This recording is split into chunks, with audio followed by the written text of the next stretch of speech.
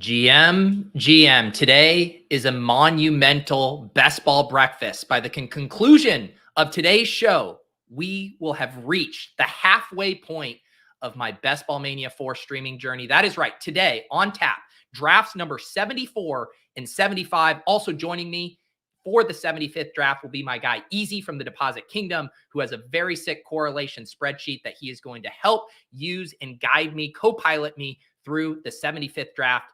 I'm Pete Overzet. This is Best Ball Breakfast. Let's go. Oh, another Influencer 101 for the backward hats, bro. Rigged! Zach Ertz with no Tyler Algier bringback? Yikes. You reached around for correlation? That's a no-no. You ADP bros disgust me. How about you just live a little? Handcuffing might actually be a way to get unique if the field's avoiding it. The Wi-Fi at this resort is a disaster? These fucking streamers don't have player takes. What if a piss boy draft is the room you need? Oh! All right. Good mornings. I was wondering who was going to be hanging out here as we're in this, I don't know, like purgatory day between celebrating a long 4th of July weekend. But I figured the show must go on. And I got too excited when I realized that the 75th draft was going to fall on this Monday, July 3rd. I was able to dust off the photo from the draft RBs. It just all came together. And I said, you know what? We're working on Monday, July 3rd. And, you know, God bless America that we get to call this work.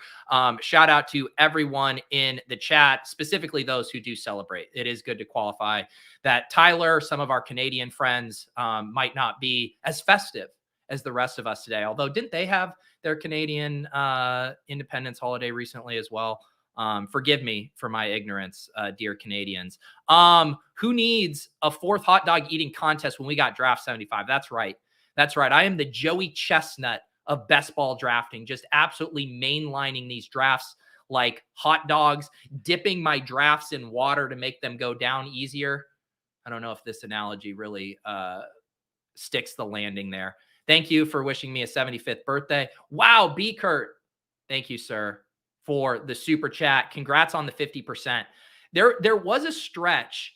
I think it was when I was doing the cardio club drafts. You know, we did one on the club. We did one on Swolecast. I think I did one other. Oh, it was the night we went running with Leone. After that week, I was like, I don't think I'm going to make it through the summer. I felt both physically, emotionally, and mentally exhausted. And then I realized if I just sit at my desk and draft, I can maintain the necessary stamina to stream 150 drafts. People want to see the olds. Man, reading the comments on last week's draft with Sean and Pat was hilarious. Basically every comment was like, that was the worst draft you've ever drafted, followed by one of the coolest teams you've ever drafted. So shout out to Sean for helping give me the palate cleanser after drafting Zeke Elliott, Odell Beckham, and Michael Thomas. If you happen to miss that stream last Wednesday, go back and watch it. It was something. Wow. Kyle has already maxed out BBM4, came here for the fix. Congratulations. I will say, as much as I am excited to continue my Best Ball Mania 4, I'm getting pretty jazzed up about the weekly winners contest. I hopped in a few slow drafts. I did my first fast draft of it last night. Have been thinking about strategy for that nonstop. And we're actually immediately following this. I'm going to hop on ADP chasing. Pat Millionaire Karain is apparently taking the long week to celebrate the 4th of July. It must be something millionaires do where they don't have to work on Mondays, but I'm going to fill in for him with Davis and Sam, and we're going to talk some weekly winner strategy, and then we're going to hop in a weekly winners draft. So normally don't get a draft on ADP chasing. You will be getting one today. Like I said, that'll be immediately following this at noon. I have it set up to redirect here as well. So if you guys just want to hang out for the next 3.5 hours talking best ball weekly winners, Best Ball Mania 4, well, you are in the right spot. Did I get some sun this week? Yeah, I've been out. I've been doing some running out in the sun here. Does it look? Did I get some color? I think I needed it. Thank you. I appreciate that. Thank you for noticing. GMs all around. What is up, J Mike? We have so much housekeeping to do. Should we do a coffee pour? Should we get a coffee pour? Get a little stretch here. Make sure that we're able to deliver on the astronomical expectations for the coffee pour these days. If everyone could just be quiet. I'd like to see Joey Chestnut do a coffee pour before he eats all of his hot dogs. This is true skill.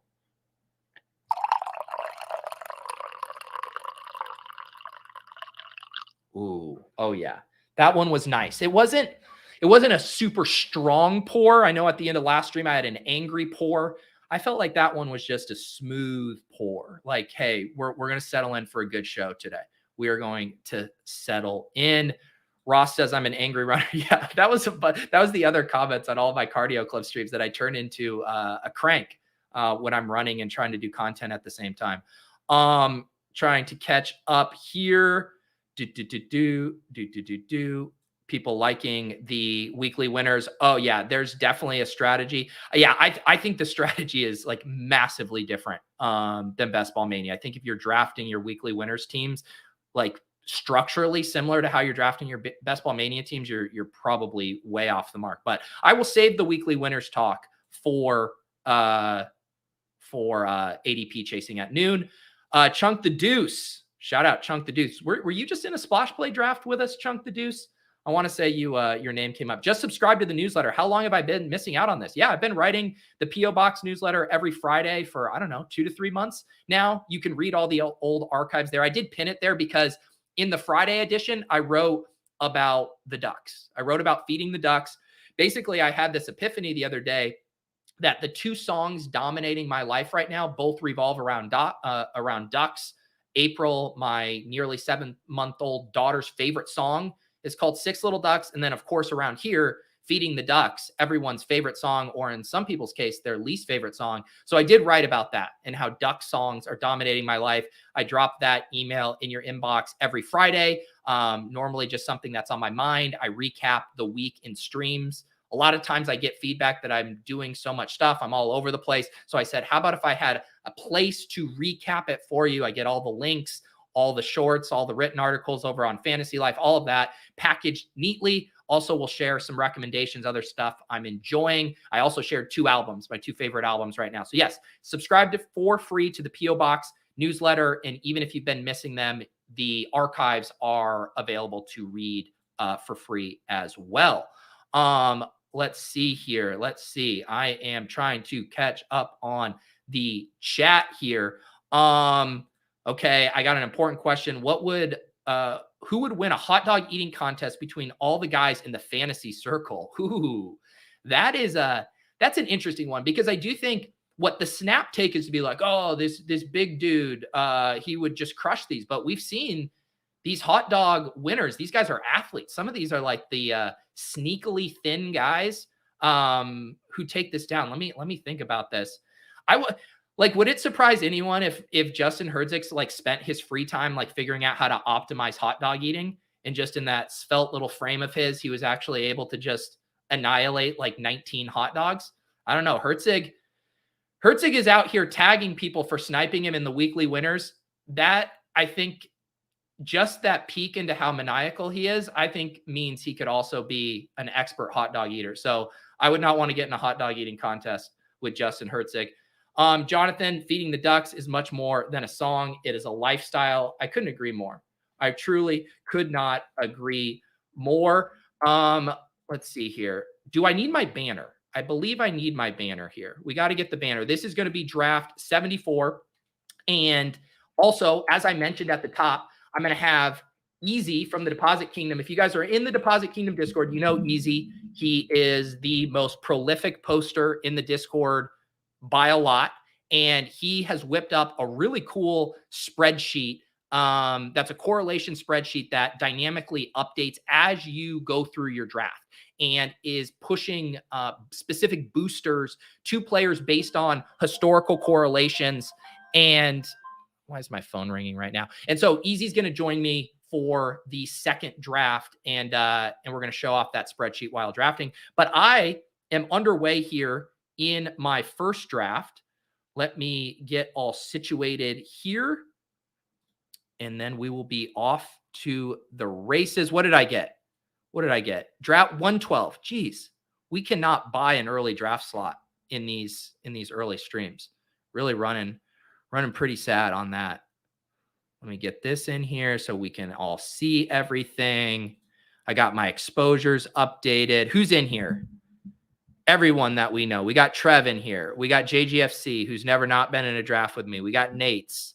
We got Nick. Shout out producer Nick in this draft. Also, producer Phil behind the ones and twos today. All right, 112. We're off to the races. Draft number 74. Also, one thing I wanted to mention, you guys all know about the comment giveaway. Any of my stream drafts, you leave a comment that gets you an entry into a giveaway when I hit 15,000 subs on the channel. We just cleared 14.1K, so less than 900 to go. I want to do a little special thing for today's comment. So one thing I'm going to try to do by the end of the week is put together a little post looking at my exposures, my favorite teams, players I'm heavy on, stat combinations, the exposures I have the most. I've been working with the producers, Michael Dubner's spreadsheet, looking at the Fantasy Life Best Ball Hub. So either in the comments, either leave a suggestion of something you would like to see when I do my halfway exposure roundup, saying if you have any specific quirks or things you would like to see, or if you want to reference one that you would like to see included, like 1% Jalen Tolbert, stuff like that. So that will be the theme to today's comments. And I am now on the clock here. I think what I might do, I might live a little today. I might live a little. I've seen people doing this, and I haven't had a chance to do one myself. I'm going to do the Amon-Ra St. Brown, Tony Pollard. I'm gonna get one of those in here.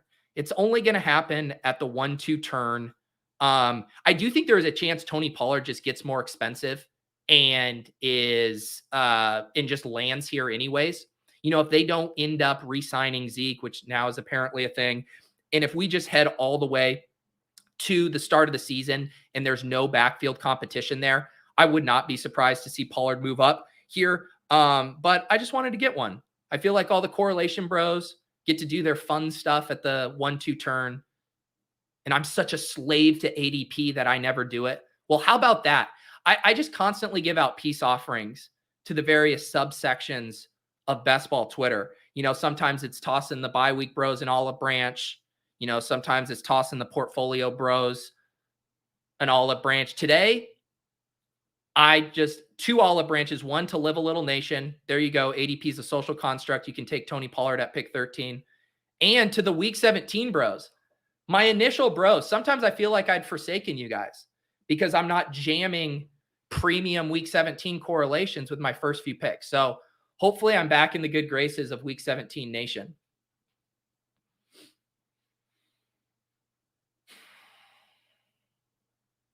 IJ, Pete, do you think people are glossing over how good AJB was last year? Seemed like he should be going earlier than pick 8.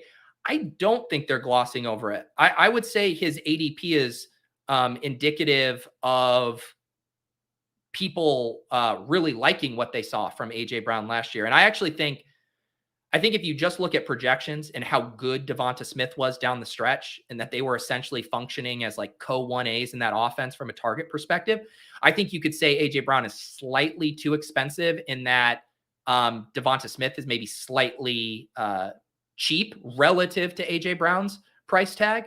So yeah, I think he's aggressively priced. I don't think it's necessarily a bad price. I mean, the thing you're getting with AJ Brown is access to 35-point weeks. We know that the Eagles can pop off, and we've seen AJ Brown, hang 2 touchdowns in 2 quarters of football and then basically not play in the second half. So you can envision some scenarios this year where the Eagles defense is worse, where they get pushed a little bit more, and AJ Brown just has some absolutely nuclear games. But to me, this 1-8, his current ADP is more reflective of his single spike week upside than it is him earning a consistent 25% target share for the whole season. Like, to me, that's not what you're getting from AJ Brown. I think there is going to be more volatility. There's going to be some dud weeks, but the ceiling is absolutely unmatched there. All right, what do we have going on in this draft? Am I getting buried by an avalanche after taking Tony Pollard? Devonta Smith goes at 18, Olave 21, Higgins 22. This seems fairly normal here.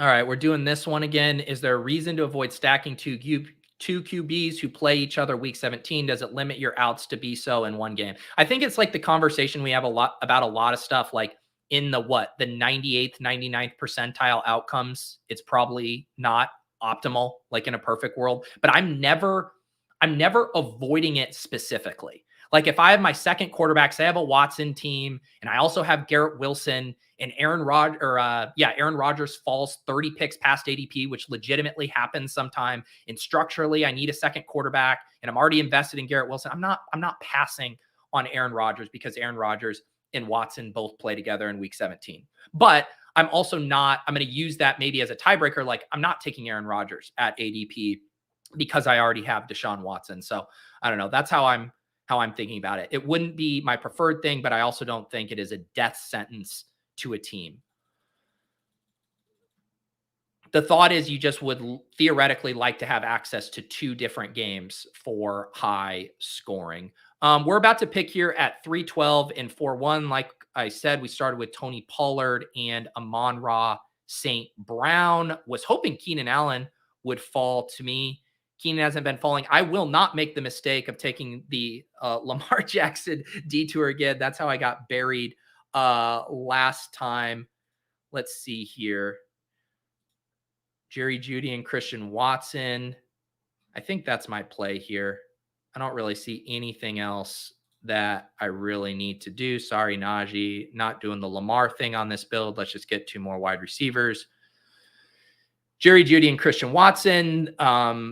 ADP is probably a little rich, but we are just going to hammer some wide receivers here. So the team through 4 rounds: Amon-Ra St. Brown, Tony Pollard, Jerry Jeudy, Christian Watson. Yeah, how could I forget? Drafting Lamar Jackson gives me access to a very vaguely justifiable selection of Odell Beckham.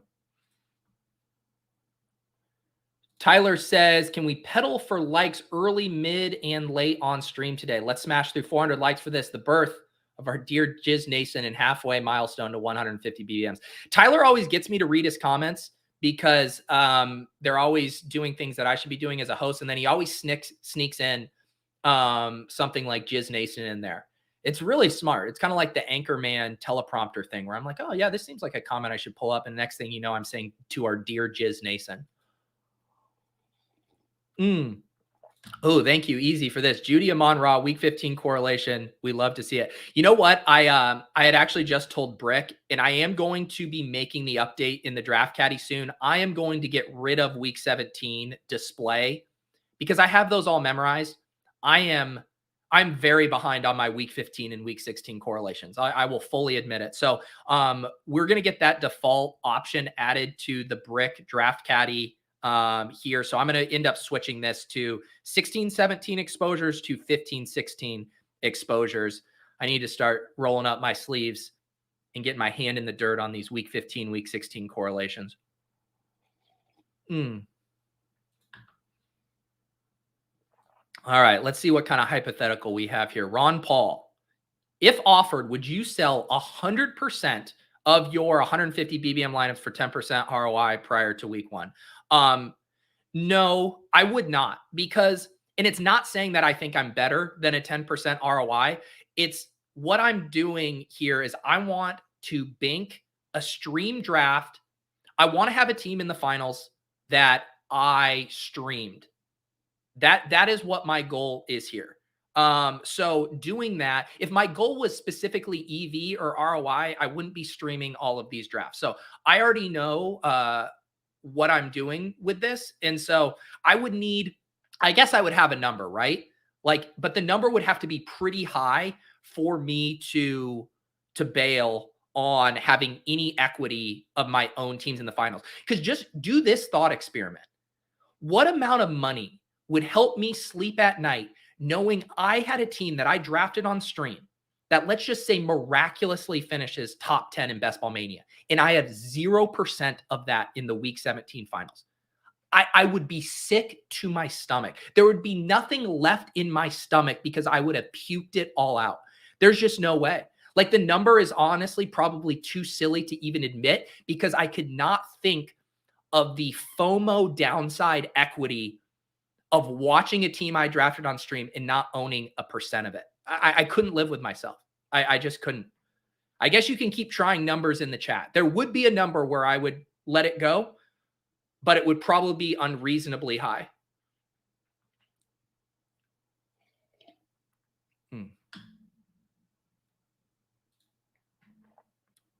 All right, let's see here. We're about to pick at the 5-6 turn. I might be forced into a tight end selection here, or we might just keep grabbing wide receivers.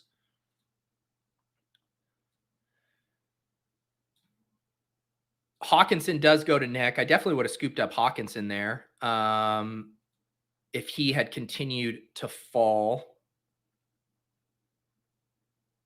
Let's see here. And Kittle goes. Okay, maybe I'm not taking a tight end, although I have been wanting to get a little bit more Kyle Pitts, but this isn't the side of the board, I think, where you get your Kyle Pitts. I have so much Tyler Lockett and Mike Evans. I've been trying to boost up my Treylon Burks a little bit. Should I try to boost up my my Addison here? That seems a little rich too. Or do we just play the hits? Is there any other correlation stuff here? Let's do Tyler Lockett and Treylon Burks week 16. That seems like fun. That seems like fun. And now we still have a bunch of mid to late quarterback options here. I wouldn't have minded having a tight end detour here. You know, I'm generally thinking through having 2 non-wide receiver detours through 7 rounds. Had only selected Tony Pollard. I would have taken Kittle or Hawkinson had they been there. I'm still waffling if I should have just grabbed Pitts, but considering this room, my guess is coming back to me here at pick 84. I'm guessing I don't love the wide receivers that are there. And so right now we just have a true anchor RB build cooking. Tony Pollard, Amon-Ra St. Brown, Jerry Jeudy, Christian Watson, Tyler Lockett, Treylon Burks here. Let's see. Michael, are you going to defend the Piss Boys on ADP chasing today? I would love to defend the Piss Boys. The problem is, like I said, I've been reviewing my exposures for Best Ball Mania and my structural exposures as well. And I have more anchor RB and double anchor RB teams than I do zero RB.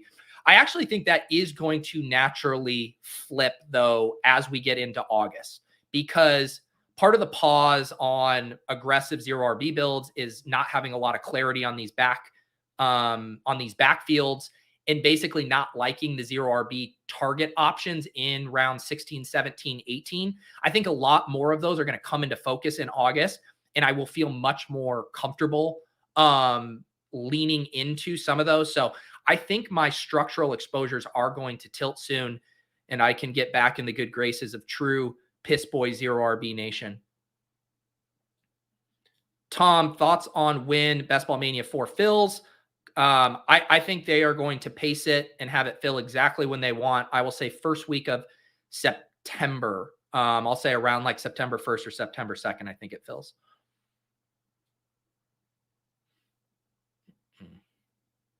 People are talking about how much they would sell their portfolio for. Chris, have you noticed an ADP shift? Are you worried about Christian Watson after the piece is saying Doubs has a good connection with Love? I mean, cost adjusted Doubs, I like the Doubs pick much better, but I still also like Christian Watson. I mean, again, the thing, I know what I'm getting when I draft these guys, right? Like, I feel like sometimes people draft Christian Watson thinking they're going to get like peak Julio Jones for 17 games. And it's like, no, I'm drafting Christian Watson hoping that I get 2 to 3 30 balls from him. Like, that's what you're paying for at that price. I think people often get caught up on some of these prices. Like, how is JSN? You took him in the 4th. It's like, I'm not paying for 17 weeks of production from JSN. If I wanted to pay for 17 weeks of production from JSN, I would just draft Deontay Johnson. I'm paying for the spike weeks here with a guy like Christian Watson, and I am just in on the Packers offense. So while cost adjusted, I would prefer to just play it through Doubs, play it through Love in the cheaper options. I still want exposure to Christian Watson because we know what he can do in those single game scenarios. And I don't see much difference, honestly, between Christian Watson and Treylon Burks. I've been fine now dancing around the ADP in this round 4 through 7 range here.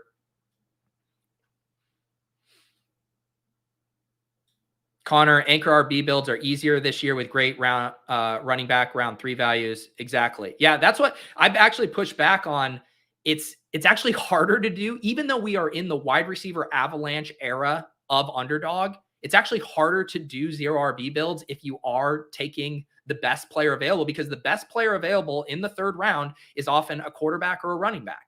I don't like DK Metcalf's price. I'm often in the 3rd round looking at these picks being like, I like the running back here. So I actually think you have to push outside of your comfort zone to specifically get to 0 RB builds in this current drafting landscape.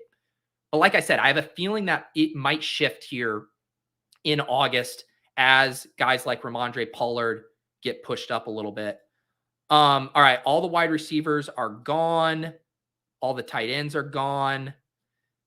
I think I might just build out. I've been trying to get a little bit more David Montgomery. He's a pick that I like. I have this bet on this Dallas-Detroit game. We'll go ahead and pair Montgomery with Amon-Ra. What else do we want to do here? I don't like this spot. Nothing with quarterback I want to do here. I'm not reaching for Evan Ingram here. I'm not taking any of these wide receivers. I guess I could just really rip it in on Detroit if I am going to play this Detroit game. I'm going to put Jameson in here. I haven't really done any like Omega Detroit stuff. I really like the Detroit schedule. I'm very light on Jameson Williams. Maybe this is my rip it in on Detroit draft. Another player where like Jameson Williams at pick 85 just feels very bad. And one of the downsides to picking on the turn here, where the board just felt incredibly flat to me. All of these guys, basically no interest in them relative to this team. Pacheco, Watson, Rashad White, Dalvin Cook, James Conner, Tua, Sutton. Yeah, not a fun spot on the board there for me. So we will build out a correlation bet here. I'm guessing I do not have a single Amon-Ra Jameson Williams team, and I certainly do not have a Pollard Amon-Ra Jameson Williams team. So we're living a little today, folks. Living a little today. Looking at a few different things here. All right. Do I have any 4th of July traditions? Not really. Normally down at the beach on the 4th. I'm going to head back down to the beach after today, after I do those shows, but not some grilling. When I was a kid, we had way more traditions in my cul-de-sac. One of my favorite traditions of 4th of July, a couple times we had a watermelon seed spitting contest. Who could spit the watermelon seed the furthest? And that was always a highlight of the 4th of July. I used to get in trouble from my neighbors. I was definitely had some pyromaniac tendencies. Basically had built like a bottle rocket gun out of some like old sprinkler head materials and just like walking around the neighborhood shooting bottle rockets out of like a quasi bazooka. But those were in my salad days of youth. I'm now a more mature individual who doesn't need to be lighting off a sleeve of black cats to feel alive. Back to Best Ball Mania 4. How are they going to pace it? By releasing more tournaments. They have a very easy lever to pull. If they ever want to slow down on Best Ball Mania 4, all they do is release a puppy. And then everyone runs over to the puppy and forgets about Best Ball Mania 4. They can control the pacing based on the other offerings they release. Thank you for our continued reminder to smash that like. What do we have? I see we have 346 people watching right now and only 22 likes. What is wrong with you people? This is America on 4th of July weekend, and you guys are being stingy with your likes. Thank you, Fantasy Sanctuary, and congrats to you on hitting 1K. I hopped on with Tom in the Fantasy Sanctuary. Was that last week, Tom? Maybe the week before.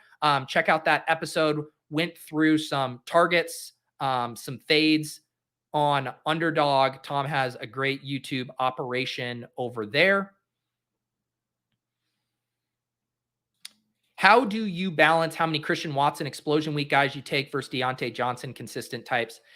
Yeah, I think one thing I think about a little bit. So I kind of knew I had an anchor RB build coming here. I'm definitely more willing if I know I'm going to be hitting, 6 wide receivers through this many rounds. Like I am going to be willing to take more swings on guys. I'm not going to get any production from Jamison Williams. Guys like Treylon Burks and Christian Watson have a pretty wide range of outcomes. So it's on these more robust wide receiver builds that I actually want to take more of that. It's more if you're in a hyper fragile situation, then it's like, hey, that Deontay Johnson production as your wide receiver 2 can be very, very helpful. So I think the way I generally think about it is more just macro structurally. And it's how I think about zero RB stuff too, right? Like if I start with, Tony Pollard and Ramondre Stevenson, I'm not necessarily running to the table to select Samaje Perine because I'm not as concerned about that early season production. All right, I'm reviewing the board here. I think I'm going to take AJ Dillon. I'm just going to keep building out these team bets here. AJ Dillon with Christian Watson. I love AJ Dillon's price right here at pick 108. I'm a little light on him. Trying to see what else I want to do here. Is there anything? I don't feel like I need to take quarterback here. Maybe we keep reaching around here. Is there anything later with, I don't want this. How about this? How about instead of choosing, I know I do not have any Doubs and Christian Watson teams. So I'm ending up with some pretty big ADP reaches here. Maybe this is the side effect of drafting with Sean and Kitchen. Sorry. The side effect of drafting with Sean and Kitchen is you start to care about ADP less. But I am liking this idea of building out some stacks here around Green Bay, around Detroit, 2 teams whose schedule I like a lot there. And we also get some, if you're looking for Green Bay bringbacks, you get those 2 running backs late as well with Minnesota, which I kind of like having in my back pocket here. So double tapping the Packers there on the turn. AJ Dillon at a value, Romeo Doubs at a reach.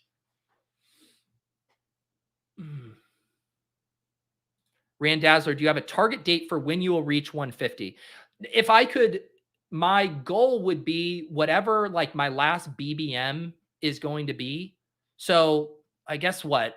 I'm probably not doing a best ball breakfast on Labor Day, but I would ideally like to have my last Best Ball Mania stream also be my last, draft. Basically, I'm trying to sync up my 150 with when the contest fills. I will be more aggressive and make sure that there is no way I get boxed out of it.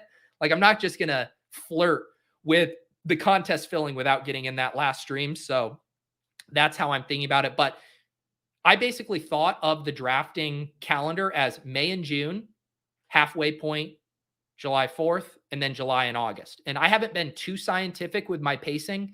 I haven't plotted everything out specifically, but knowing that I was hitting my 75th draft today on July 4th, I feel like I'm on the correct pace. And like I've said, no one needs to worry about me completing the drafts. They will get done. If I need to fire up a stream where I do 5 at once or 5 in one setting, we will make sure all of these drafts are streamed. You should have seen me. Was it last week? Or we took last week off from the Swolecast. The week before that, when we hopped in the wrong draft, I almost had like a freak. I said to these guys, I was like, look, Kitchen, I don't give a single fuck what draft you're in. You're putting my draft up on that stream, or I am hopping off the Swolecast and I am firing up my own stream right now because I refuse to do a Best Ball Mania draft that is not streamed. If there's like any asterisks next to my 150 stream challenge, I will not be able to live with myself. So yes, I'm taking this very seriously. Do not worry. All of these drafts will be streamed.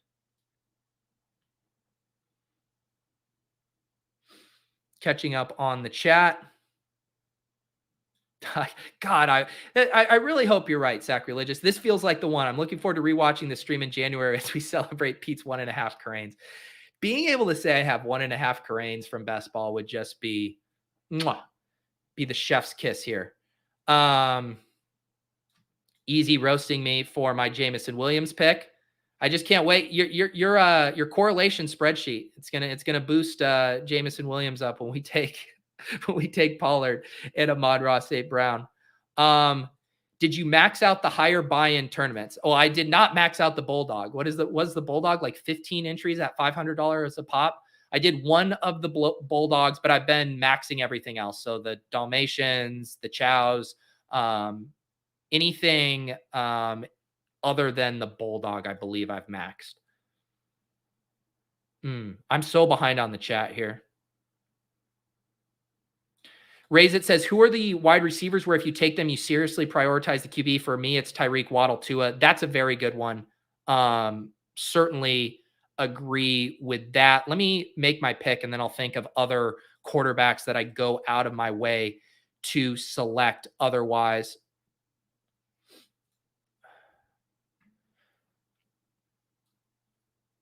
So, all right, we're definitely taking Jared Goff with one of these picks.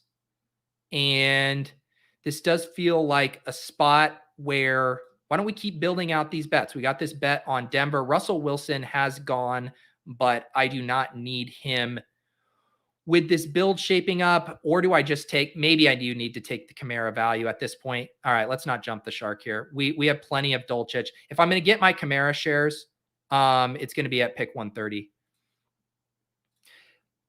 It is funny how I was listening to Karain talk on the podcast. I think it was with Bime 4, and Karain was talking about this like psychological thing when you generally are fading guys and their names are like blind to you in the queue, where I was nearly blind to Kamara. It's just like I always see Kamara at the top of my queue here. And not even checking in and noticing that he had fallen 30 picks past ADP. So that was one of those moments there where you have to kind of slap yourself and be like, yes, you are fading this guy at or around ADP, not 30 picks past ADP. So let's recap the team here after grabbing Kamara at pick 132. We have a 1-4-7 build, no tight ends. We got Jared Goff at quarterback, Tony Pollard, David Montgomery, AJ Dillon, Alvin Kamara at running back. Our wide receivers, Amon-Ra St. Brown, Jerry Jeudy, Christian Watson, Tyler Lockett, Treylon Burks, Jameson Williams, Romeo Doubs, and no tight ends. So feeling good about wide receivers, feel good about the running backs here. Quarterback, we'll have to do a little work still, but I think I'm okay with how this team is shaping up. Breaking news, 6-game suspension for Jameson Williams. Thank you, James. I had completely missed this. I can't believe I just drafted a guy that's suspended for 6 games. Is there any other news in the chat I should know about my team? Is Alvin Kamara maybe going to get suspended? Because I just thought he was an extreme value at 132. What if I get 17 games? Jeez, I'm behind on the chat. You guys are firing today. Monty with the super chat, for season-long sit-and-go drafts, other than staying close to ADP, what would you advise? So yeah, like I was talking about this with Jason Moore from the Fantasy Footballers on the randomizer draft on Thursday. By the way, check out that show. Very fun show with Jason. He was a great sport. But Jason almost exclusively does just the self-contained 12-person leagues on Underdog. The other things I would be doing is you're not pushing structural edges to the extreme there, right? So you're not doing as many like hyper fragile builds. You're not doing as many like single elite QB or single elite tight end stuff there. I probably would be doing a lot more 3-5-7 threes. You don't have to worry about stacking near as much. I would probably never reach big time for a stack in a self-contained 12-person league. And it would also depend on like the kind of volume you're playing, especially if you were doing like hundreds of these. I would really be sticking close to ADP and nailing those structures. And it's tough to go from doing Best Ball Mania draft to like a 12-person league. I mean, it's really hard not to have it bleed over. Even when I was doing the Bulldog draft, where I know some of the correlation and structural things that I need to do in Best Ball Mania aren't as applicable, it's still really hard to turn that off.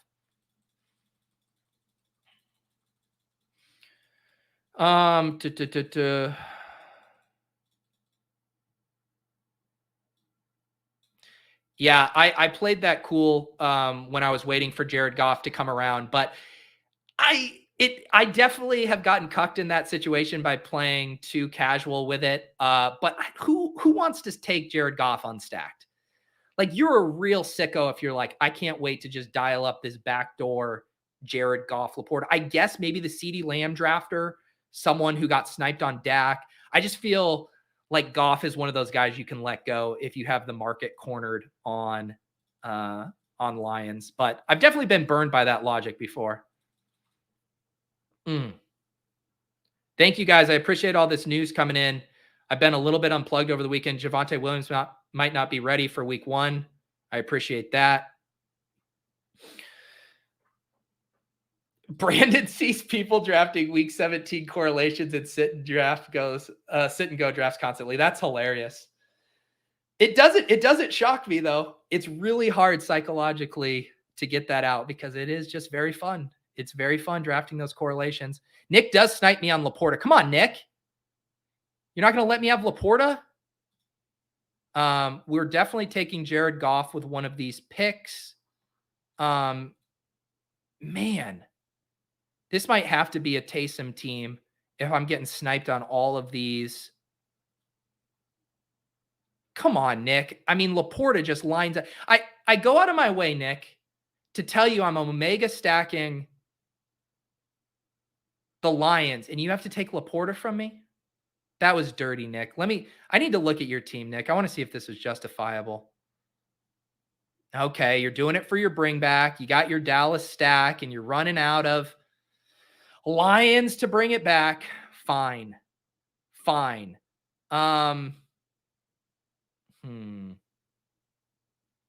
Yeah. I don't think I need to do running backs here. Yeah, I could do Osborne as the bring back with the Detroit stuff. Yeah. All right. Let's give that a shot. I normally, this isn't mutually exclusive. I can still do a Ty Chandler, Dwayne McBride as the bring back, but this is my last receiver here. I'm not going more than 8 wide receivers. I'm not going to be disappointed in the 3 late tight ends I end up with here, but this does feel like a spot to get Osborne as that bring back. It is a lot of capital spent at wide receiver here. You can check my draft capital buckets. We are firmly in bucket 1. We have soared past bucket 1. The draft capital threshold at 515 on the high side, and we're at 530. But I don't mind pushing it. The Saints tight ends generally fall is a bit as well.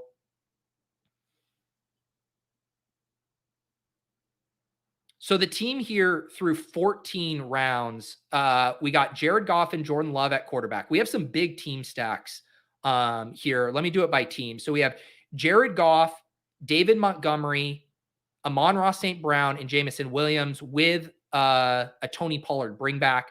And then we have Jordan Love, A.J. Dillon, Christian Watson, and Romeo Doubs with a KJ Osborne bring back. So I do kind of like these big stacks and prioritizing that bring back. Then the rest of our team, so then the rest of the running backs, Pollard, Montgomery, A.J. Dillon, and then Kamara. Wide receiver, Amon-Ra, Jerry Jeudy, Christian Watson, Tyler Lockett, Treylon Burks, Jamison Williams, Romeo Doubs, KJ Osborne. Who do my Packers play in week 16? Because these are kind of the spots where I said I actually do want to start looking at maybe a week 16 bring back, because when you invest that much in 2 teams, I am going to need a big game from them in week 16 as well. So the Packers play the Panthers. I will put that one in my back pocket. And who do the Lions play in week 16? They play Minnesota. Okay, so I get the double whammy there with the Osborne with Detroit, which is nice to get the 2 dome games there for Osborne. I like that. Cross-dressing life. What is the lowest running back bucket you've been to? Well, the draft I did with Brian on Lulz on Thursday, I didn't even reach the bucket. Let me go to it real quick and see if I can find it. Lulz. This was the one where I went real thin. Javonte Williams, Antonio Gibson, Jamal Williams, Deontay Foreman, Kenneth Gainwell, Jeff Wilson. You can see here the threshold for bucket 5, the lowest bucket is 127, and I was at 117 there. So That I believe is probably one of my lowest buckets, although someone could go back through and tell me. All right. So thinking through the end game here, I'm at a 2-4-8-0. We have pick basically 3 of these are going to be tight ends, and then 1 running back is what we're looking at here. We're going to be at a 2 quarterback build with Goff and Love. We'll add a 5th running back with this Tony Pollard anchor build. I think that's perfectly fine. And then we are getting to 3 tight ends here.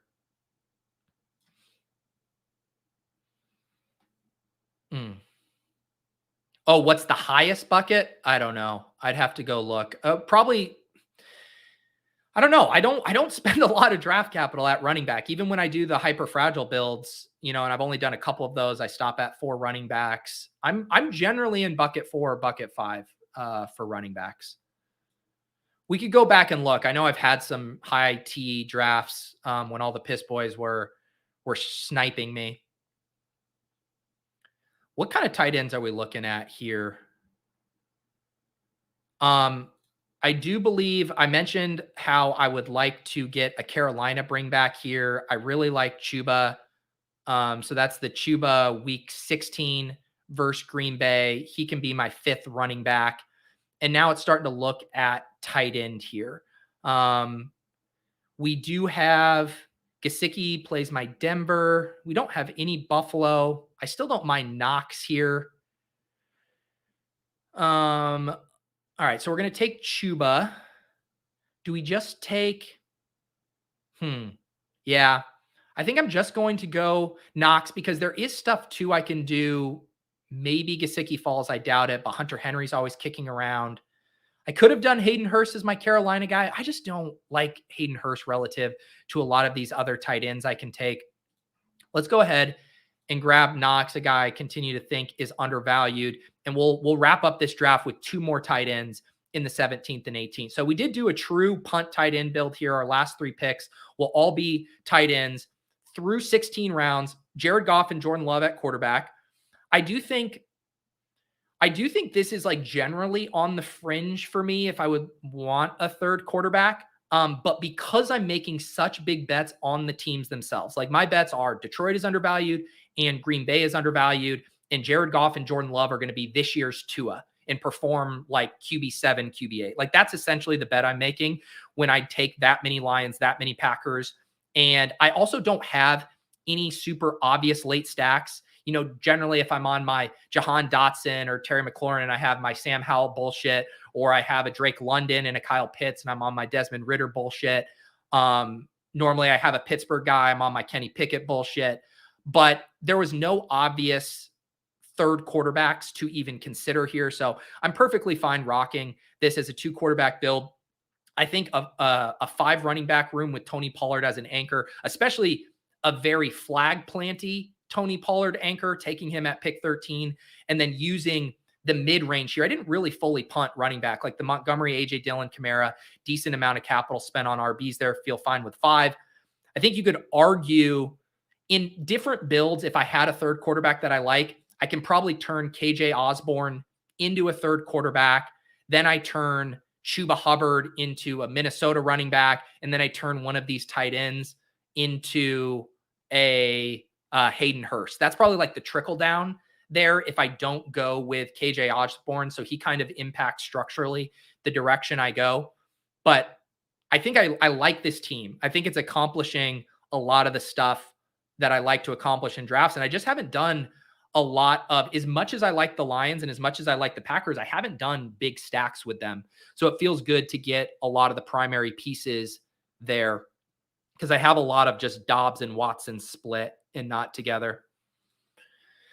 Matt, draft some running backs for America. I will, except I'm done drafting running backs on this draft. Overzet is halfway, 75 more remaining. Living on a prayer. That's it. We are living on a prayer. Thank you, GA, for this. Packers versus Tampa Bay, week 15. Do I see a little Cade Otton in my future? Everyone in the chat, give me my week 15. Who do the Lions play in week 15, chat? I don't have that pulled up.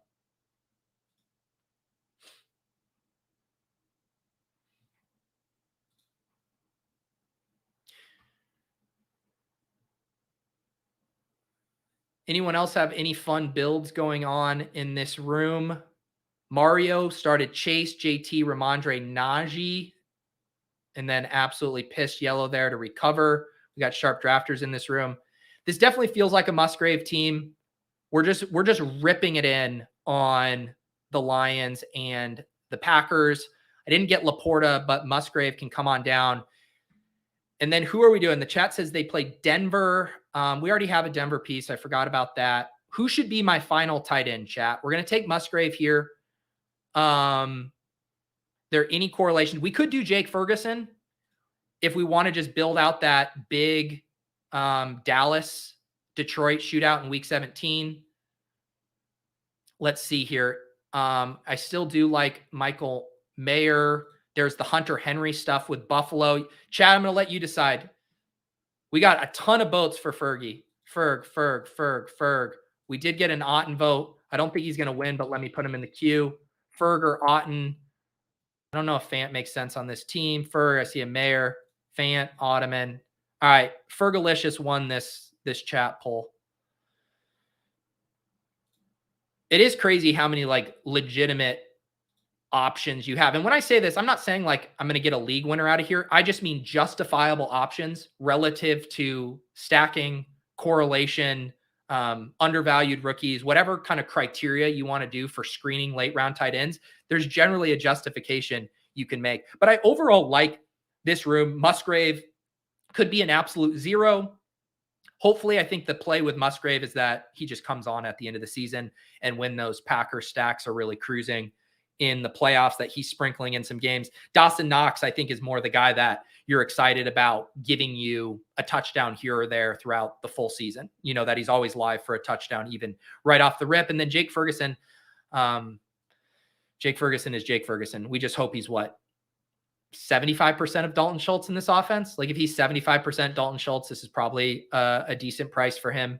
And we've made such big bets on this week 17 game. And this is another thing too about like getting in the weeds on the schedule and why I've been a little bit gun shy. As much as I like the Mac Jones backdoor double stacks, as much as I like the Sam Howell stuff, like those schedules for the Commanders and the Patriots are not friendly. They're not friendly from a matchup standpoint. They're not friendly from a weather game environment situation. And so I am a little cautious about Omega stacking those teams, whereas Detroit and Green Bay and Minnesota, I mean, those are some of the best playoff schedules there are. So I'm much more willing to lean into some bigger stacks if I really like the playoff schedule there. So I'm going to recap this team here. Then we're going to have Easy jumping on in a second to draft my 75th team, but this is the 74th team. Let me head over to the lobby to name this team once this draft finishes. I need a little more coffee too. We'll do a little coffee intermission as this draft finishes up.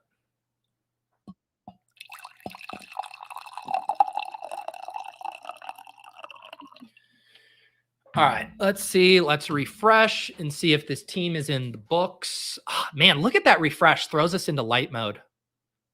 I apologize for blinding you guys for those 4 seconds. All right. This team is in the books. Number 74, BBB. We got a 2-5-8-3 with Detroit and Green Bay. The final team for the audio listeners, Jared Goff and Jordan Love at quarterback, 5 running backs, Tony Pollard, David Montgomery, A.J. Dillon, Alvin Kamara, Value Hound, Chuba Hubbard as our 5th running back, wide receiver, Amon-Ra St. Brown, Jerry Jeudy, Christian Watson, Tyler Lockett, Treylon Burks, Jamison Williams, Romeo Doubs, and KJ Osborne. Like that wide receiver room. Tight ends, Dawson Knox, Luke Musgrave, Jake Ferguson. Fun team here. I apologize for the light mode. I know. Look, watch. If I refresh this, okay, they didn't do it that time. Thank you, Chunk the Deuce, for liking this team. What did I end up with in the draft capital buckets here? I ended up in bucket 5 for quarterback. Actually, I might need to refresh this. This doesn't look right, does it? Might be. Let me refresh this and see what buckets I ended up in. Okay, maybe that is right. Quarterback bucket 5, low bucket. Running back bucket 4. Okay, snuck into bucket 4 there, barely. wide receiver bucket clearly in bucket 1 and tight end bucket 5. So basically what this is telling me is I love your wide receivers, a little worried about everything else. That's what I'm seeing here. All right, it's time to bring in my guy, Easy. What is going on? Easy from the Deposit Kingdom, the correlation spreadsheet. Bro, how's your 4th of July going, man? Oh, are you muted? I think you might be muted. I was going to say I was doing really great. I said something else when I was off mute, but no, all good. Awesome. So people in the Deposit Kingdom are well familiar with you, but talk a little bit about this correlation spreadsheet you made that we're going to use today to co-pilot this 75th draft, because this was one of the cooler tools that I've seen come out this drafting season. Yeah. So, I mean, I obviously love drafting, and I think that it's a long summer. It gets a little stale. There's so many good tools. I come from like DFS background. Well, I come from like a finance spreadsheet background, and then got that into DFS, and I like making spreadsheets there. And there's not so much, there's really good content, whether it's like video and written content, but I haven't seen a lot of interactive tools that you can play with for best ball, and it feels solvable. We're probably a few years away from that, but hopefully I don't know, hopefully might be the wrong word, but yeah. I think we're slowly getting closer to that, and you just wanted to be kind of a part of that. It started as kind of a pet project of mine, just for like, people that I chat with in the Deposit Kingdom, just to make things like interesting, post correlations or whatever. And, it's kind of taken up a lot of time, and we'll see where it goes. Fun little project, but starting to make a little bit of waves, at least in our micro niche community here. Yeah, and I think the thing that's cool to me, and I mean, I've talked about this stuff with Brick on Lulz over the years, of like this idea of it's really hard to quantify all of these little variables in your own head. And we've always said this for DFS as well, too. Like, correlation is a boost. Ownership is a negative boost, but it's like, yeah, we can know one's positive, one's negative, but how do you actually quantify that? And I think that's what's cool about your sheet, is you've taken a stab at actually trying to qualify how much is that boost worth when you're on the clock. I think the tricky thing is, and I saw you mentioning that you were sweating me, letting Jared Goff go, is because a lot of times when you're looking at this, these guys will become screaming picks based on what you've done. And you almost have to exhibit some patience, because a lot of times you can get it at value still. Yeah. And that's what's not built in here. There's still like the human element of knowing you're like near return. Like, how do you not, like, then the guy behind you has, his QB already. And I plugged in like your team here. We can look at it. It's like super well correlated, obviously, from your first draft. But like, you have to also sometimes know, like, hey, I don't like, Goff is really good when you've invested a bunch of pieces here, but there's so many people in the contest. You have to, in my opinion, you have to build for super teams. Yeah. So you can't just like reach for your perfect correlation. Sometimes you got to try and set up. I'd rather have fewer super teams than just like try and make every team live, if that makes sense. Yeah, I agree completely. And that's why, like, I know we all get tilted when we get sniped and stuff, but like, could I have recovered on that draft if someone took Jared Goff? Yeah, we would have found a way. And it's like, okay, so it didn't come together there. But I do, and I really think about it, when you are going hard on a team, the amount of people in the draft where that player is attractive to them continues to get reduced. And when you take both Jameson Williams and Amon-Ra, like, again, if some dunce wants to take a naked Jared Goff, like, whatever, go for it. But that's where I'm way more willing to push it, when I've cornered the market on the early picks. That's why, especially like, I don't think your rooms are generally pretty sharp, but they're predictable in that, like the wide receiver happiness, but also, people are going to go for their own stacks and stay in their lane. So it's actually kind of helpful to understand that. And it's very unlikely in your room to get the Goff pick off. But if you're going on to like DraftKings randomly, I wouldn't advocate for letting Goff fall past ADP. Yes, I have admittedly not drafted on DraftKings yet this year, and I hear it is insane over there. So all of my experience is just with UD. Why don't you? So a couple things. One, I've linked.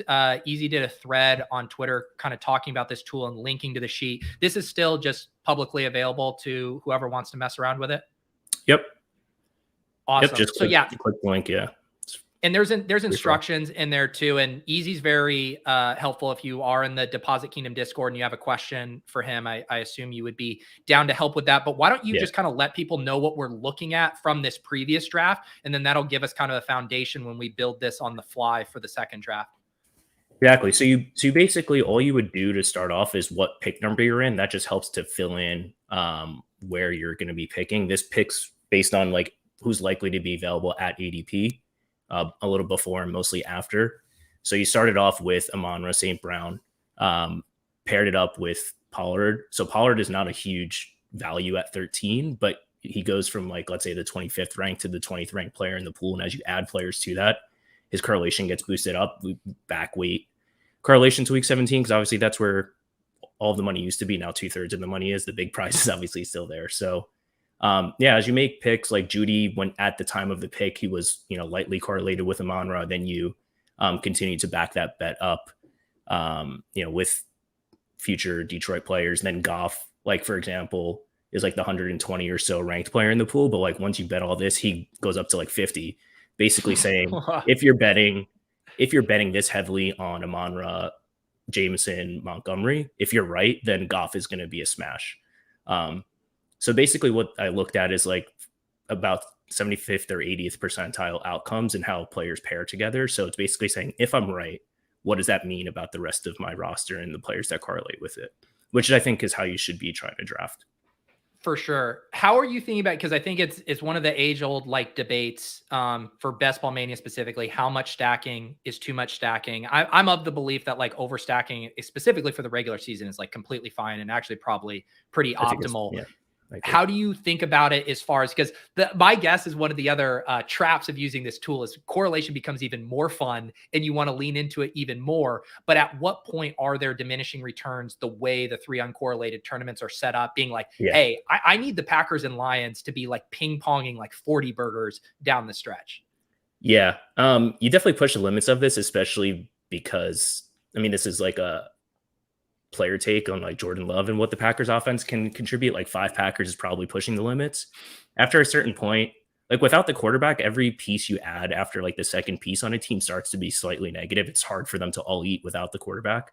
An offense can usually sustain like 2 weapons without the quarterback going super off. But I think the sweet spot is probably for your primary stack 3 or 4 players with 1 or 2 bringbacks. And you can probably do that for 2 teams. And it depends on the team, right? Like Mahomes can support, 4 pass catchers, especially at their cost. But like, I don't know. I wouldn't go crazy with the Bryce Young quadruples. It's sort of intuitive. Like it's kind of intuitive. And it starts to, once you add more Packers to this, if you were to add like Jaden Reed, it would help Jordan Love, but it would eat away at like Romeo Doubs and Watson. As you kind of see here, they're not super giga correlated because you just have so many weapons and you have AJ Dillon. So it's like, okay, the Packers bet it's favorable, but like they're not all going to eat. They're all like someone will eat, but it's not. There's definitely diminishing returns after like 2, I would say. Yeah. Someone asking too, can you talk a little bit about how you're actually quantifying the correlation boost? Like what historical like correlation stuff are you using to kind of power this? So there's a combination of, I used like some correlation matrix from like the Fantasy Labs days and some published research around that. And I forget, there's another 1 or 2 articles that looked at season long correlations. So like season long is obviously a big component of this. Maybe Leone had it, how quarterback, like a receiver does well. What does that mean for their quarterback for the season and vice versa? So that's a part of it as well. But then also looking very specifically at the last 2 years of game logs. I know it's like not the biggest data pool, but it's just, you get what you pay for and this is free for now. But looking at like the past 2 years of game logs of specific archetypes of like Kelsey and Andrews have like pretty good data. And then you look at bucketing tight end 2 types like Goddard, Waller, Kittle, specific scenarios like that. And then quarterbacks like pocket passers versus scramblers versus guys that do it all. So just looking at the game level, like specific game logs for that, but also leveraging like historical DFS stuff for the bringbacks, really. Yeah. I was going to ask about that because, again, that's another one of the things I think, like I said, like correlating just in general in drafts is very fun. I think sometimes I feel like people prioritize the bring back more than they do just like the team level correlation bet. What does your number show on that? Let's say all things are being equal. You have a quarterback and 2 pass catchers, and you're debating between a bring back or a third pass catcher or running back on just that team. Like, how are you thinking about that correlation boost? The cop out answer is probably it depends. I would say in most cases, having that same team helps more than the bring back. But it depends on like what is available later in the draft and who the quarterback is. Like Josh Allen, I would love to tack on Dawson Knox more than I would want to add like, well, Tyquan Thornton I like, but more than like Gesicki or Hunter Henry, like thinking of the tight end specific example. So generally speaking, for most quarterbacks, I'm looking to add on that third. Like I like having the quarterback +3, but it's really hard to not. It's going to be really hard to win with like big offense bet with 0 bringbacks, I think. Yeah, I agree. And that is the time where I am glad that we pulled up, and the shout out to the chat for helping me with my week 15 and week 16 stuff. When you have such a big bet on those teams, like you really are going to need those 15 and 16 games to matter. All right, it's time for Easy and I to hop in a draft here. I let people know in the Discord, but this apparently snap filled. Easy, we got to 1-2 here. In this draft. I'll get I think we're kind of like macro take. I think it's going to be really hard to win without a top 6 pick this year, but we probably said that last year, and then Kareem dunked on everyone with Eckler and Saquon. Well, expand on that, because that's a hot take. Obviously, the best players are at the top of the board, but why do you specifically think that? I think the top 4 receivers just are going to separate so much, and I think team build wise, you can't compete. I haven't seen the path. Like I think the best build is alpha receiver and then anchor RB. And I think that there's such a big gap between the round 2 receivers and the top of round 1. Yeah. We are on the clock at 1-2. I've been Jamar Chase here every time. Do you have any galaxy brain over that? No, not an underdog. I would take up on DK, but like it's not necessary. You have like no access to Chase pass pick 2, so I think you just take Chase all day. Yeah, for sure. All right, yes, I see you. The Ducks, Easy. Congratulations, you get to be on for not only my 75th stream, but more importantly, a duck fed stream. So enjoy that. It's an honor. So we do have the spreadsheet going here in real time. Jamar Chase, and I mean this tool. How's the other thing? Because this is another one of my kind of just like best ball bro science theories, is that people worry too much about week 17 correlation with the first few picks of the draft. And this is ironic after I just did Tony Pollard, Amon-Ra St. Brown. But in general, I find myself not too panicked with that, because you'll see the Chase drafter take Mahomes, right? Like an outsized portion of the time because they're already playing for that game. Like how do you think about when this tool becomes very valuable, or are you starting to prioritize correlations as soon as the 2-3 turn in this spot? Early on, because you only have one bet, guys don't stream up a whole lot, right? Like Mahomes does go up a few picks, but like Burrow obviously has a super outsized like gain with Chase.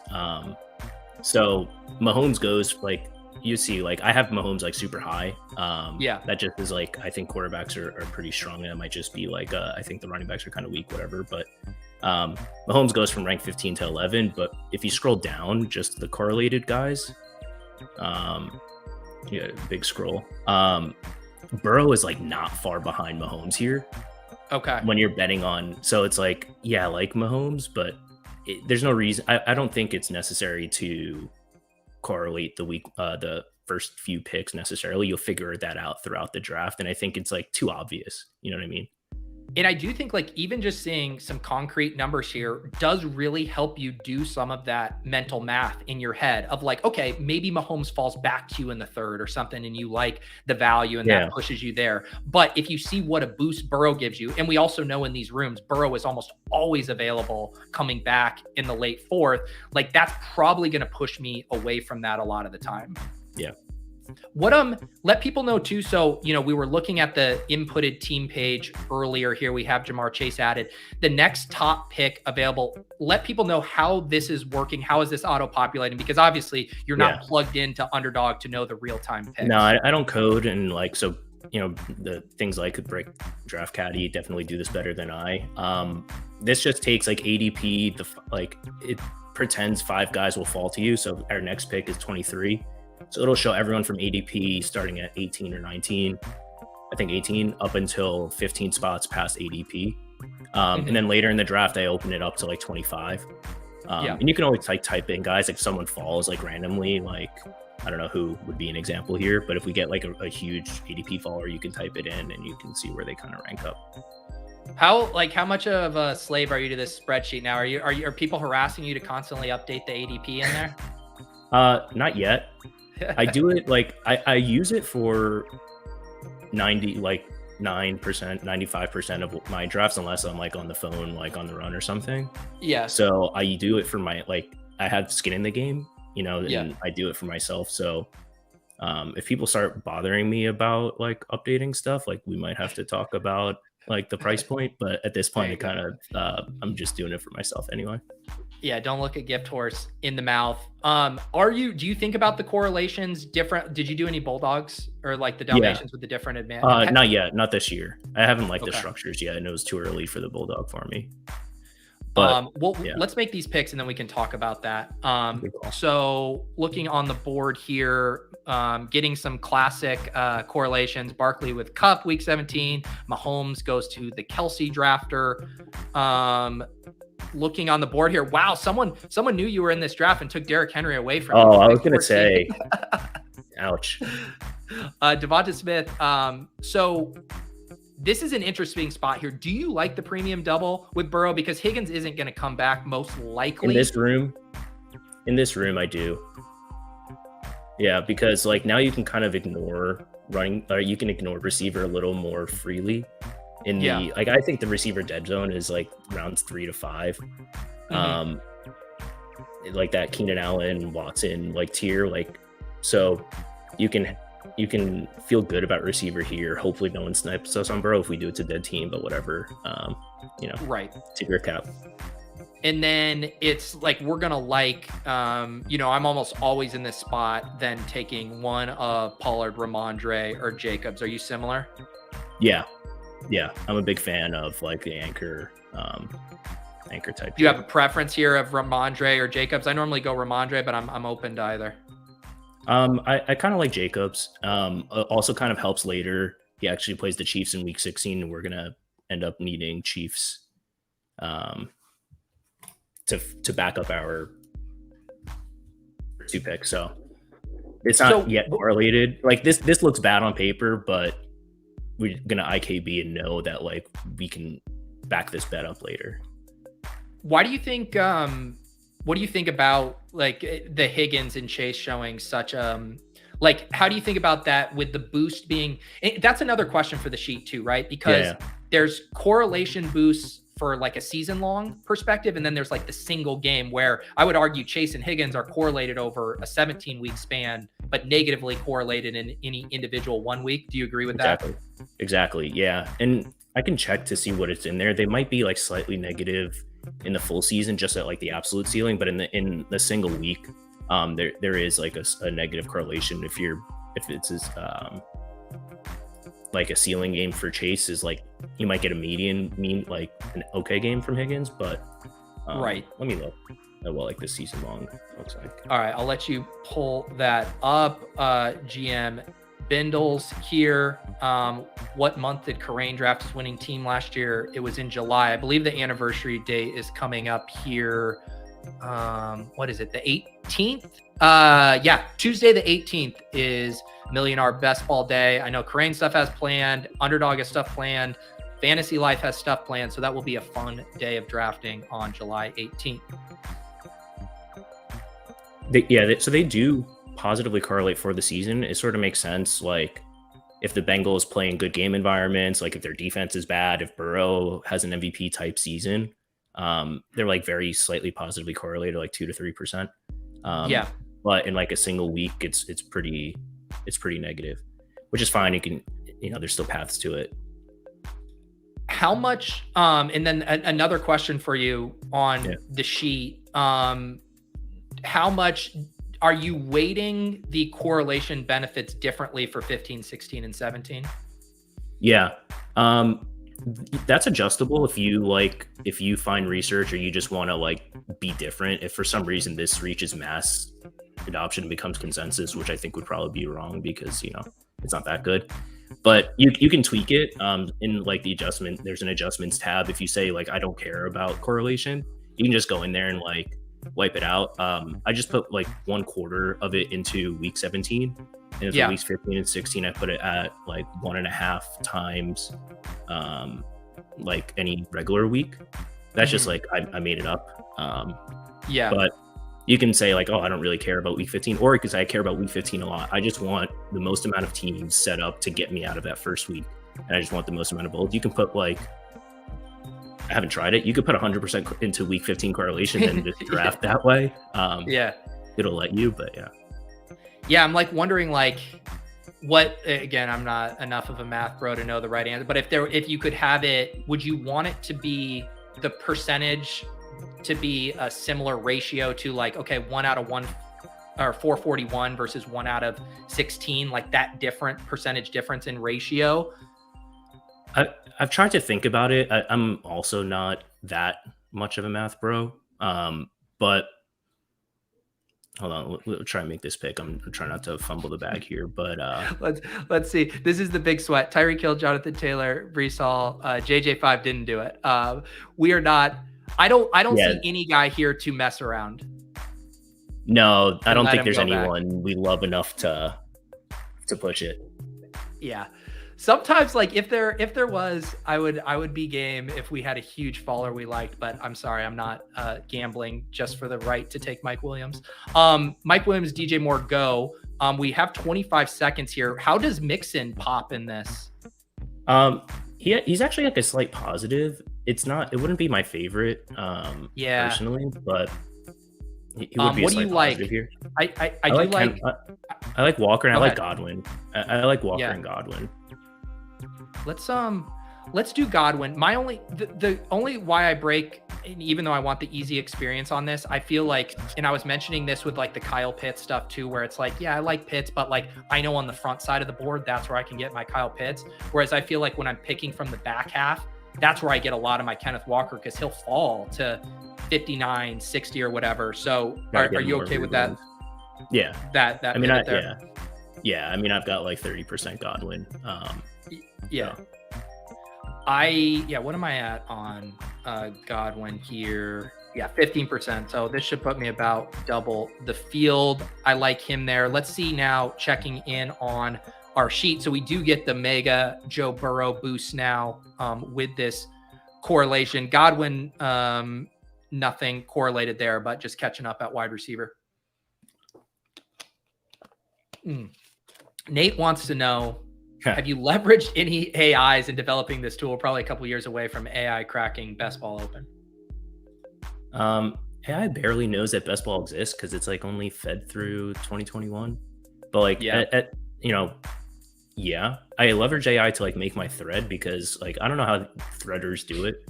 It's just the most brutal thing I ever spent 2 hours on was making the thread first and last time. So I love the idea. I would for sure leverage it in my day job or anything that I could do to make things easier. But for now, I think we're Best Ball's still very new and far from solved. So not yet, but I think at some point in the future. I'm laughing at that because it's I use AI sometimes to help me make very simple Excel formulas that I don't know off the top of the head. But I'm not a thread bro, but I wouldn't have any problem writing a thread. And then I love how it's you do the Excel stuff and then use AI to help you write a thread. And I go the other direction. I'll write my own thread, but I need it for the Excel. Yeah, it fills in the gaps. You don't have to, go to advanced school for Excel anymore. Yeah. Question here from Tom. Thanks for the sheet. Easy. Very well done. New York Giants, Rams, and Saints line up as a group during weeks 15 through 17. Do any of these other groupings stick out? And I assume this is also going to become very relevant for the weekly winners strategy as well. But how about for Best Ball Mania? Um, this is actually one where, like, because this sheet exists, I like lean on it so much that I don't memorize them because it all just shows up as I go. I know that there's one with, I want to say, the Chargers and the Broncos and maybe the Bills. Is that one? Yeah. And the Patriots, something like that, that they kind of all overlap. Like that, shameless plug, like this all show, you don't have to memorize the schedules because it's all kind of here and color coded for you. Like I sort of started to memorize them, especially the week 17s, but it's all here. So I don't know them offhand. I don't go into a draft. That's the other thing. Like the first few picks, I just kind of let ADP and guys I like dictate, and then I'll fill in the gaps, accordingly. I don't go into a draft saying like, oh, I really love this. Like the Broncos and the Chargers play each other twice, and then they play the Bills and Patriots. It's like, if I get Eckler, then I can swerve that way, but I don't go into the draft with that agenda. My only agenda is kind of like Derrick Henry and Taysom Hill. Yeah, and it's like the more picks you have, the more avenues there are for correlation, which in a way even allows you to be more patient, right? Because it's like, all right, yeah, I'm setting up this cohort cluster of teams who play or whatever, but it's like, if you also have this other stacking option or this other mini correlation set up and the ADP value actually aligns with one of those more than the other, then go for it. I do think just in general, you don't ever want to be like, I am going into this draft, drafting this, New Orleans, Giants, Rams cluster, because you're probably going to draft a suboptimal team. Yeah. All right. We're about to pick here at the 6-7 turn. I don't think anything crazy coming off the board here. We got Man. I just almost got Evans. Evans would have been fun. Wide receivers, we do have Addison, Gabe Davis, Quentin Johnson, running backs, Miles Sanders, Cam Akers. What do we like in here in the sheet? Is Dotson gone? Dotson is gone.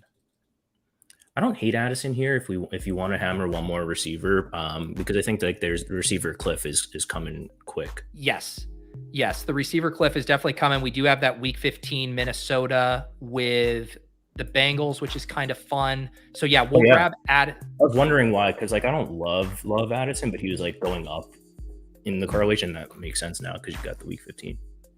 So then what are you thinking structurally here? Because Kyle Pitts does go. That would have been fun. Is this, do you like a running back value, or should we keep grabbing this cliff here? Gabe Davis, I think, is a tier, or again, I don't love Sanders, but it's a good value. I can go either way. Yeah, let's kind of a luxury pick. And I don't have much Sanders here, even though he's a Penn State guy. But my guess is we're going to like the running backs way more than the receivers at 95, 98. Let's do Gabe here. Yeah.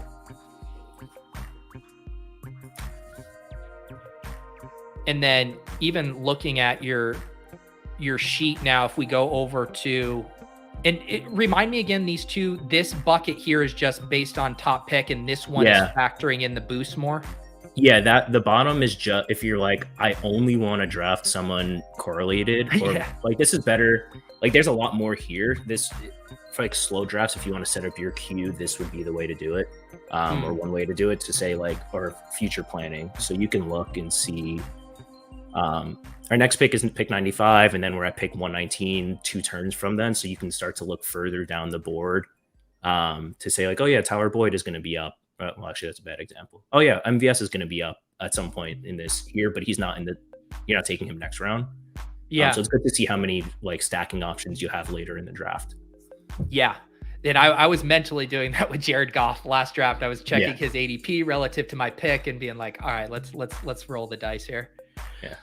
All right. So our team here, for the audio listeners, we are drafting out of the 2-hole. We have 1 quarterback, 1 running back, 5 wide receivers. Joe Burrow, premium double stack with Jamar Chase and T. Higgins. We got Josh Jacobs, anchor running back there in the 3rd. And then rounding out some wide receivers, Chris Godwin, Jordan Addison, and Gabe Davis. Structurally here, I think we are in good shape to attack this pretty much however we want at these next 2 picks. Yep. Oh, yeah, I wanted to circle back to, I know you said you haven't drafted any of the different kind of like advancement structure contests yet, but I do think that will come into play for people. How would you make mental adjustments to the sheet if you were drafting a Bulldog where so many people advance relative to Best Ball Mania? Yeah. I I would just change the weighting out of week 17, and like probably make all of the playoffs like matter slightly more than the regular season, but not much. So if you think of like each week is like 1 out of 17, like I don't know, like if you make them like the playoffs like 1.5x, you don't even need bringbacks. It's like helpful in like a true tiebreaker scenario. I've had decent success in like those small field contests from like just stacking or even at some point giga stacking like premium QBs. I think it's kind of a cheat code, or even like anything, just betting on 2 or 3 offenses and saying like I'm gonna ride Josh Allen and 2 or 3 guys, and say like just pick 2 or 3 sacks for those is kind of my go-to. I wouldn't go crazy with playoff correlation there. And did you won the Bulldog last year, and then the Club MGMI Mastiff DAO? What did we end up getting? Was that second? We came in second in the Mastiff, yeah. I forget if we had any Buffalo and Bengals there, if we can say that we ran bad or not. I think we ran we had like P Ryan, but I think we had no path to first there. I want to say that sounds about right. Yeah, it'll be hopefully they drop another one of those Mastiffs soon. All right, we're about to pick here at pick 95, 8-11.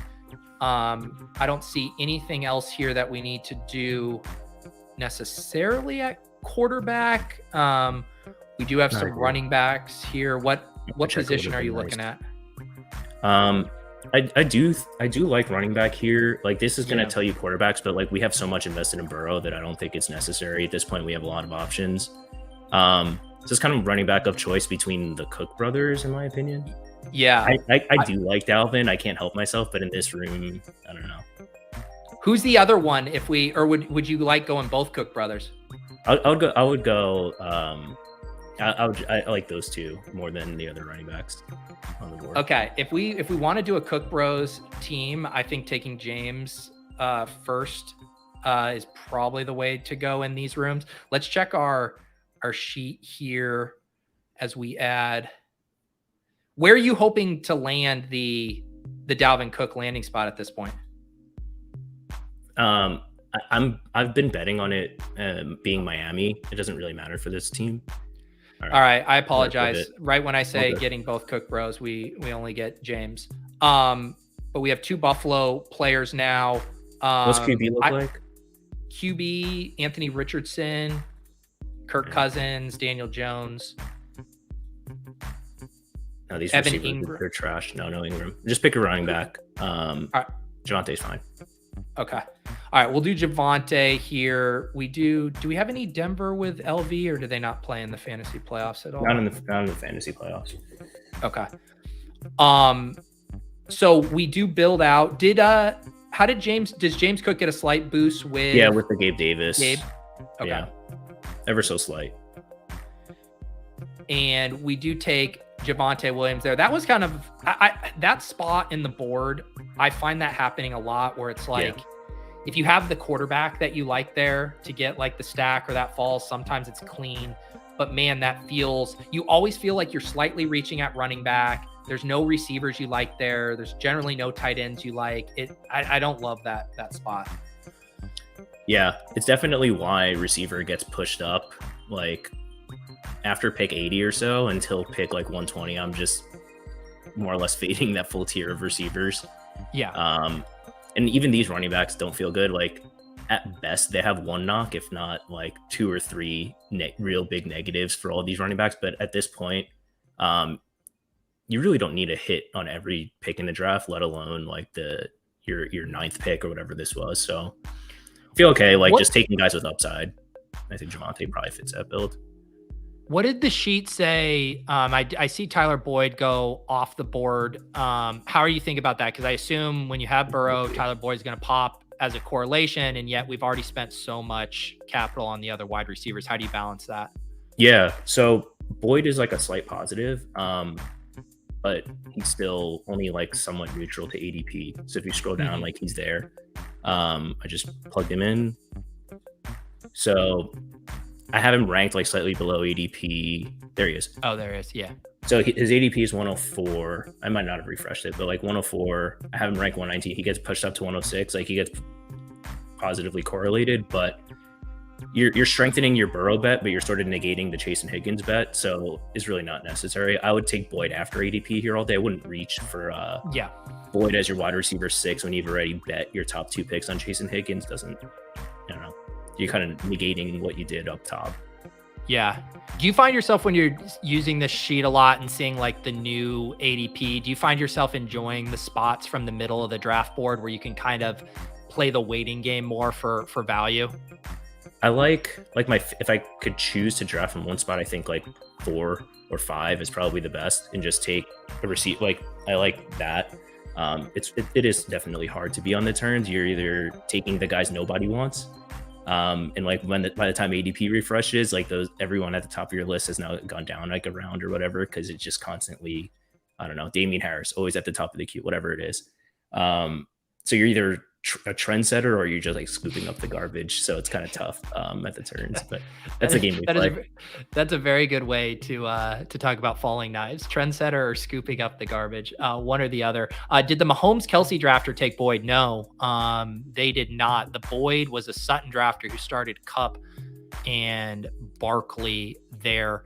Also, reminder, guys, so for the comments for this video, like I said, I'm going to be putting some stuff together, looking at my portfolio and exposures through 75 drafts. So it'll have the main stuff, which structures I've done the most, obviously the players I'm fading, any fun quirks like that. But if there's anything else you would like to see me review, say which week 17 correlations you have the most of, which stack you have the most of, anything like that, leave that in the comments, and then I'll try to pull that together for a post later this week. And I think I'm actually going to schedule a stream maybe on Friday to do kind of a halfway point portfolio exposure review.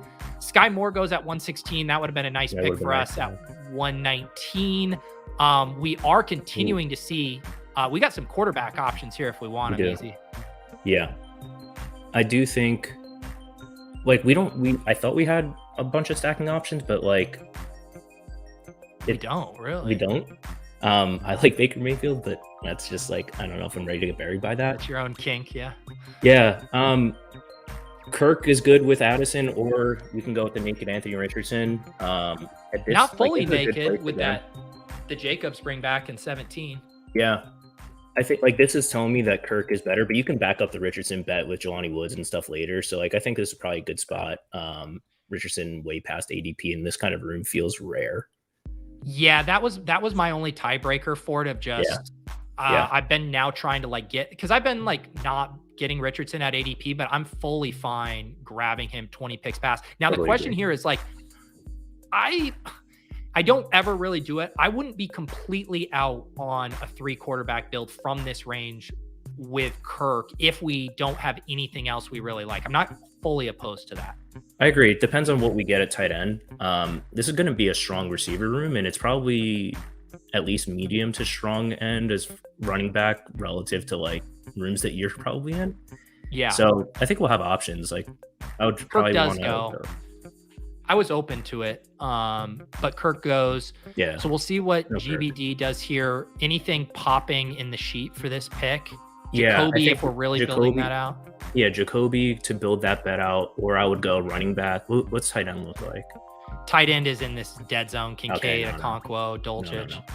Like so it'd be Myers, Penny, Eli, or McKinnon too. I don't think Jacoby is a need here. I like Penny. I think Penny is just like a huge. I think he's a huge upside guy. And Jacoby is just like in that. He's so unexciting. I don't know that this build needs a 8 to 12 points every week receiver. I agree. And if we are trying to build out a bit more of the week 16, like Michael Mayer is there every time in the 17th and 18th. And I honestly feel like, yes, Myers is a better bet, but Mayer, like late season and what we're going to need positionally with tight ends, probably a stronger selection for this team. Yeah. Plus like Renfro, I've never seen, there's guys that ADP doesn't make sense because I've never seen them above ADP. Like I've never seen Renfro go. Like I don't believe the word average in ADP for guys like Hunter Renfro. I've never seen him go ahead of his ADP.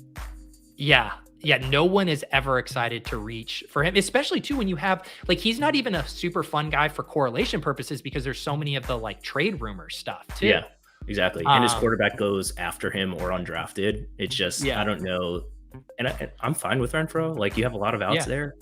So Yeah, and Renfro's just been like, he's a guy who's going to be on the field and earn targets. Like, he's just been good throughout his career. It's just like an unexciting ceiling without probably an injury. Like, if you had a Jacoby injury, it probably starts to get pretty interesting for Renfro. Let's recap this team here. So we have Joe Burrow with the premium double stack with Chase and Higgins. We did take the Anthony Richardson faller. I'm starting to boost up my Richardson now after being really light. I'm almost going to be up even with the field here. Yes, very nice. Running backs here, fun running back room. Josh Jacobs, James Cook, Javonte Williams, Rashad Penny. Some very fun upside there. Wide receiver, Chase Higgins, Godwin, Jordan Addison, Gabe Davis, and then no tight ends here. But yeah, I think we're in good shape with this build. I agree. Like, I think picking early really helps. Of course, you have to take some guys ahead, but we got, like, scooping up Anthony Richardson kind of makes up for it. Slight regret about a Javonte Williams pick, but yeah, that's fine. That's like a weird, like, around pick 100 is tough. And this would have been one of those things where it's like, we could have said, does like reaching for Sky Moore there, you know, how much are you willing to reach, knowing that that would have been a good selection for us if we thought like it was really flat at running back. Yeah. I can't do Sky Moore again. Like, Davis already got me last year. Like, I'm playing cheap receivers as just like, if I need one, I'll take the one that's there at ADP. I don't have the confidence to take one ahead of ADP. Yeah, I mean, are you in on Richie James and Justin Ross? Richie James for sure. Yeah. Richie James for sure. That is the thing. You do not have to force Chiefs wide receivers because there's literally one that pops up every 2 rounds throughout the draft. This might answer our Renfro thing. He says ETR has him like 30 spots ahead of ADP. That's where it's happening. Okay. We're all trying to find the guy who did this there. All right, so we are going to be picking here at the 12-13 turn. We have a 2-4-5 build here. We can head over to the sheet. I have one guy I'm eyeing.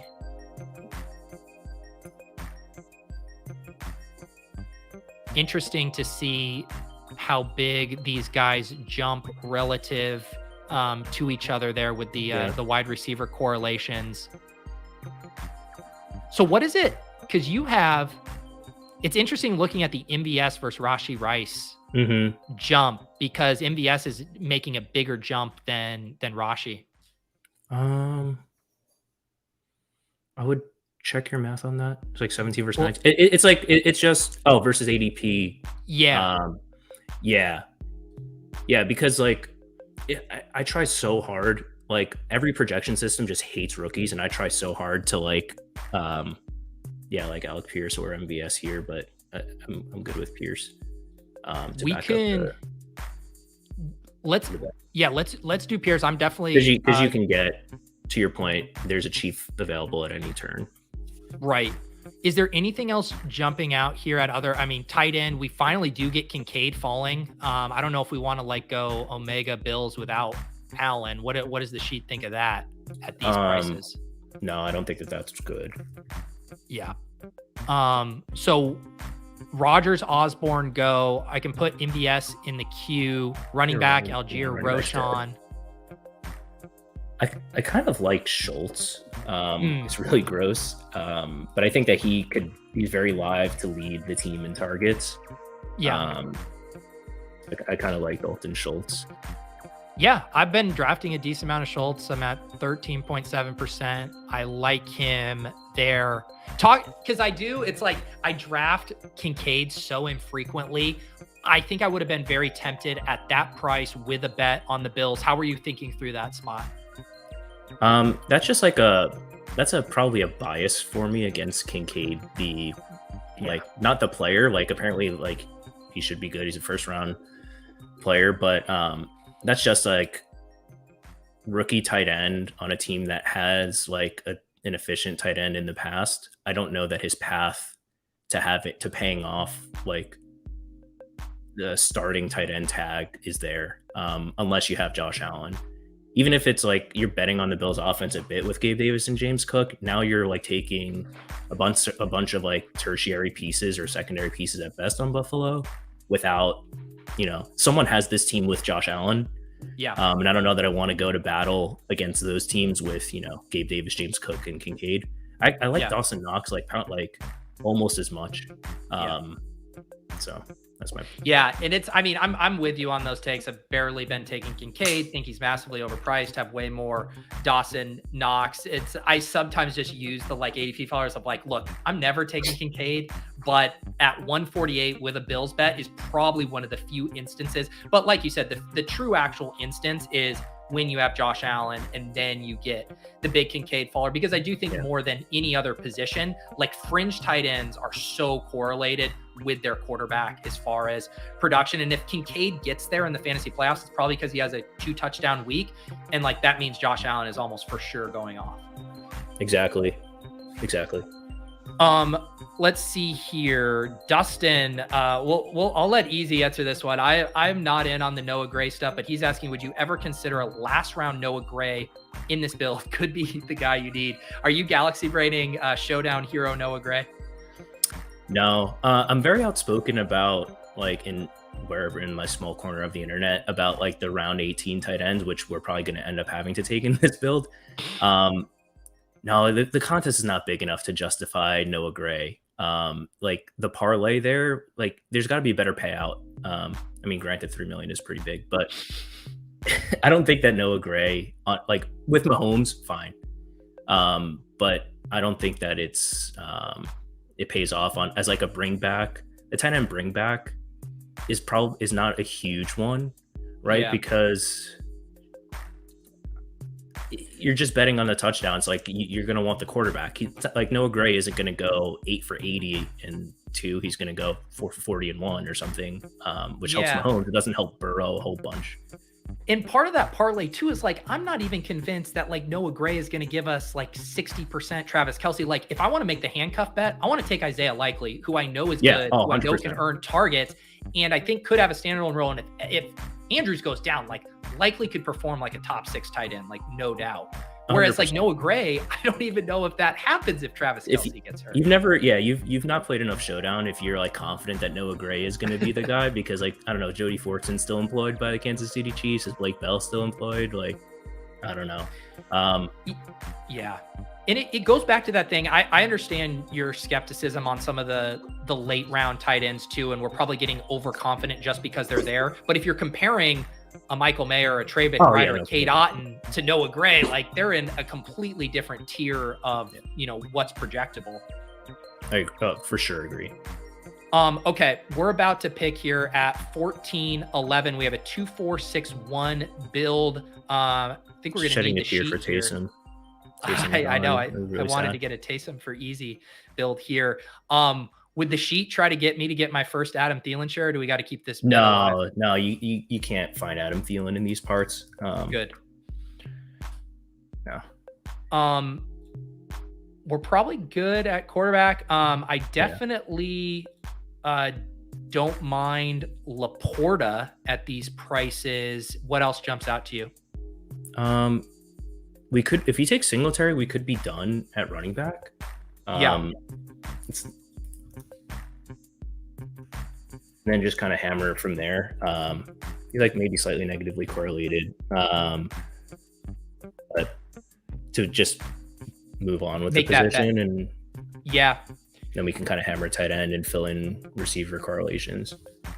Yeah, Singletary, a nice ADP value there. We take him at 167. His ADP at 154, our 5th running back there. Laporta does get scooped up. Where do you think you want to go here? Probably wide receiver or tight end. Yeah, I think Juwan Johnson here, it like helps with our it helps with the Godwin bet earlier a little bit. And Juwan Johnson really does, former Penn Stater, went to Oregon.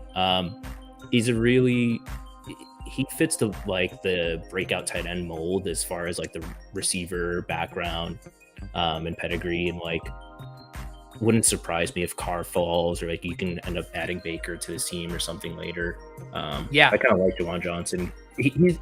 I like building the 3 tight end rooms with guys like this more so than the Hunter Henry super punts, because these guys still have like a path to actually being a top 8 tight end.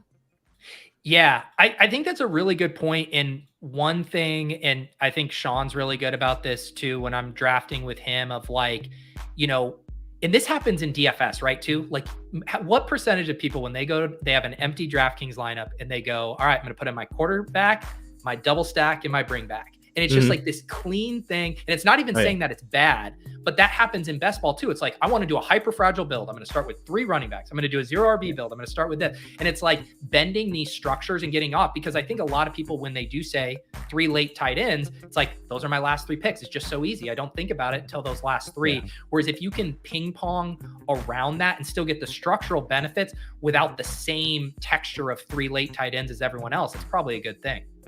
Yeah. And especially like, it matters what QBs and stacks you're building for. So like Burrow or Mahomes, you have a lot of paths to cheap, infrequent, chief pass catchers. Anthony Richardson or Jimmy G, if you end up on that path, there's going to be like a pass catcher to grab in round 16 or 17. You may not like the name, but like a Josh Downs or Hunter Renfrow, Mayer, Jelani Woods. Right. Like you have paths to filling in the gaps based on what receiver, or like based on what stacks you're kind of chasing here. So I kind of do like pushing up tight ends a little bit into that rounds, 13 to 16, guys with like, I think some path to upside, rather than just like playing the 5 points per game and hope you fall into the touchdown guys. Yeah.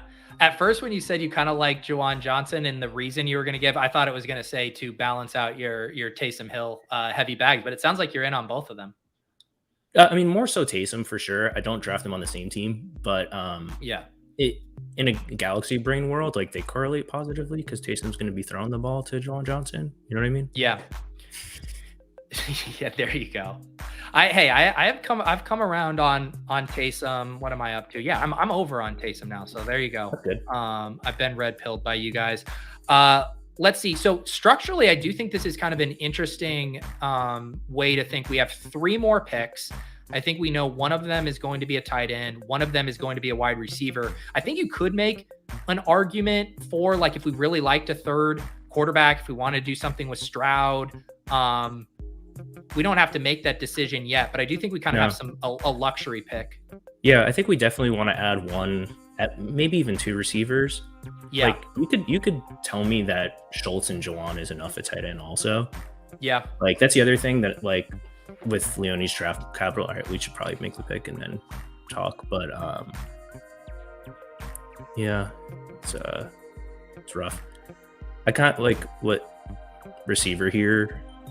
Is it Downs, or like because Renfro's gone, or like a Tim Patrick? We could just do James here, or Richie just knowing James. We want him. Yeah, At this point, you can't not have Richie James. ADP's a construct. Let's do Richie James, because then if we're thinking, what do you like better in this build, or just for the team, right? Do you like Jelani or do you like Downs more? It's probably Jelani, actually, now that I think of it. That's what I. And you can push that around. You could push that decision around too, I think. It's just a matter of, is there anyone that we want badly here? Yeah, this would probably just be another spot. We could still do Downs and then have more flexibility for that last tight end. What do you think? Are you definitely good at running back?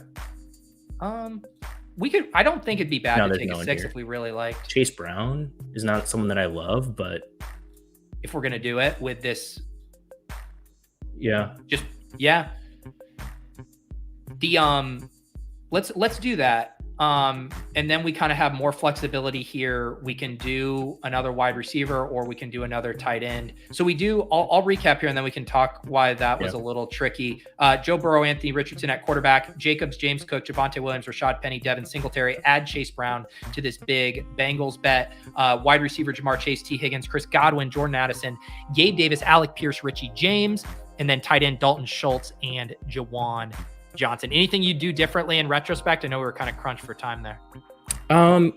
No, I like it. I think we're increasing the Bengals bet with a guy who could actually matter. Like in 80+%, maybe even 90+%, Chase Brown is just a zero. But I think there's a path to where he can actually crack your roster. Whereas like Downs, like if you think of am I confusing him? Is he like more of like the slot receiver? Really small archetype? dude. Yeah. So like we've already bet on Alec Pierce. I don't think you need to double down on the Anthony. We got Anthony Richardson so cheap. You don't need to double down with like the receivers. And plus, like if our receivers aren't good enough already with what we've invested, like I don't think the eighth guy is going to be the one who brings it over their top, and probably won't be, Josh Downs. So I'm good there. And then we can it's sort of a luxury pick. I think like tight end, if something works, great. But it's sort of a luxury pick here to end it. Yeah. I mean, looking just at like kind of our big correlation stuff, I mean, probably the one miss would be like if we had a Pittsburgh guy, because we do have Pittsburgh playing the Bengals in week 15 and playing our Colts in week 15. That would have been a nice one. Allen Robinson is sitting there waiting for us. Is Allen Robinson going to be in the league by week 17? All right, no, we need it by week 15 and 16. This is like the fourth year in a row that you can go in and say, this is the best quarterback Allen Robinson has ever played with. Yeah. No. I know. Or you could if there's Noah Gray bros out there, they should be touting Darnell Washington right now to us as well. Yeah, RIP. What was his ADP in the big board? Darnell's? Yeah. Yeah, it was like Kincaid levels, I think. But we'll always have that time of him pushing a sled easy. Oh, that was pretty cool. Here they come. Yeah, Freiermuth would have been sweet. I'm trying to even just see, was he even... Where was he there? Would he been at like... Would it have been the Javonte pick? It would have been the Javonte pick. Yeah. We probably... And that was a super flat pick for us. I probably would undo that one if we could. Yeah. Yeah. When is Underdog going to add late swap? Exactly. Actually, they do technically kind of have it. For the dailies. Yeah. All right. So thinking about how we stick the landing here, would you, if Gesicki fell, would you consider him as a bring back to the Buffalo stuff? For sure. Plus, I think I don't know if people are listening, going to take, Hunter Henry over Gesicki. Okay. And then how would you weigh then Jelani, who is like the more obvious pick? But like you said, we don't have to force a double with Richardson at the prices we got. I think I would. And then we got the Michael Mayer thing we talked about before when we passed on. Like, so many options here that are all fine. Like what the sheet will tell you is that they're all like slightly better than ADP, but 5.5 to 7 or 6 points per game. It's like, choose your own adventure, kind of a cop-out answer. I do think I would lean Jelani here just because it's easier to bet. Like you'll get 17 weeks of that bet versus Michael Mayer is just so contingent on this team making it to week 17. So True. I think Jelani is probably the slam dunk here if Gesicki doesn't fall. But if it's Gesicki, I think it helps a little with the week 17, and plus he like actually has a player profile that actually could matter. And one thing I do think about is, I have no problem making the team level correlation bets like the Schultz and Singletary thing we did, especially when you're getting discounts. But I do think like if we're playing for 99th percentile outcomes in week 17, we want Josh Jacobs getting all those touchdowns for the Raiders. Oh, sure. And so in those scenarios, I think it makes sense. So, we have our option of all of these. I'm good with either Gesicki or Woods, and I think I'm with you. I still lean Woods here. You good with that? Yeah, this has Woods like 2 spots ahead of Gesicki and has them both very good. But okay. I like Woods here. Last call, just Noah Gray, just for the Please fun. Don't. Okay, no, just have your team that you drafted on stream with me ruined. All right, easy. This is a fun team. Let's look at it in the sheet here. See how we did. Way up there, by the way. Oh, for like talk a little bit about the scores here and how that works, because I've seen people screenshotting their scores. Yeah. Oh, it's funny. It shows you something different than what it does for me, because it uses Excel or Google Sheets like randomizer to use a standard distribution. I look at basically my adjusted points per game with the correlations and looked at standard deviation of player profiles, like someone like Derrick Henry or Taysom Hill have spikier profiles, their range of outcomes is wider versus, say, a Keenan Allen or Chris Godwin slot receiver type, or quarterbacks, pocket passers are kind of narrower and things like that. So looked at that, and it simulates your team, in air quotes, it's just Excel random number generator, but it plugs in like as you're going, and you can kind of chase like what a good score is here, and it knows like your tight end buys. What I haven't told it yet is that Kyler Murray's probably not playing 16 games. It doesn't know that like it would have been helpful for your chat to tell it that Jameson Williams is missing a couple of games, Javonte might miss. So this this assumes everyone plays 16 games, but it's kind of a way that you're looking at, oh, I'm on a slow draft clock. Like, do I pick QB or tight end? What adds more points to my team? That's where I've kind of found it. But it's cool to chase like 150 plus points. Granted, this is like it's near a ceiling, because like with all these assumptions, you're chasing ceiling, but that's what you have to do. To win 3.5 million. Could you achieve a much higher score, but at the sake of like building a suboptimal team if you're just ripping in too many correlations, or does it balance it out? Like if you took 6 guys from the Eagles or I don't know, even a worse team? No, it would be bad. Okay. Like if you're score chasing, like in theory, like that would be right, because you would be balancing correlation with like actual good players.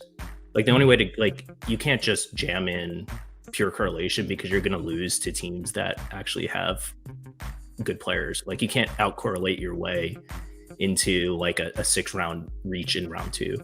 Like it doesn't make sense. Yep. All right. Final recap of the team for the audio listeners. Big thanks to Easy for joining me and helping me co-pilot this team. We got Joe Burrow and Anthony Richardson at quarterback, Josh Jacobs, James Cook, Javonte Williams, Rashad Penny, Devin Singletary, Chase Brown at running back, wide receivers, Jamar Chase, T. Higgins, Chris Godwin, Jordan Addison, Gabe Davis, Alec Pierce, and Richie James. Tight end, Dalton Schultz, Jawan Johnson, Jelani Woods. I'd say other than that like tough spot with Javonte, and maybe we would have reached for Freiermuth instead, I think we let this draft come to us. I agree. We like, this is an example of like, this will push you in correlation, but like at the end of the day, you still, a lot of times you're just drafting mostly the best guys on the board, and it kind of helps you fill out the draft. So, it's supposed to be like complementary. It's not like a correlation take the wheel type thing. But I think that this team is pretty sweet. It is a very fun team. And, we were able to do what we always say, right? Where you want to build a really smart correlated team, but you'd preferably like to do it with some ADP values as you go. Getting Richardson, huge fallers there. We, scooped up some guys like Penny and Singletary. I think just built a really strong team. And then when we do throw ADP out the window, it's at the end where it's like all of these wide receivers are the same. It doesn't matter if you take Richie James at 191 or not. Yep. Easy, give the you spend more time in my Discord than I even spend in my Discord. So give the people the plug on the Deposit Kingdom Discord, which someone mentioned on Twitter. With Twitter going to shit, I mean, the Deposit Kingdom might just be the place we all have to go now. That's true. I spend an inordinate amount of time in there. Start like Club NGMI, but I'm there in like the Badge Bro channels, and if you like tag me in any other channel, like I'll probably show up within a few minutes, if not seconds. So love the people there. Like a lot of people grinding their absolute cocks off, like sweating every inch of EV in every contest that Underdog puts out there. It's fun.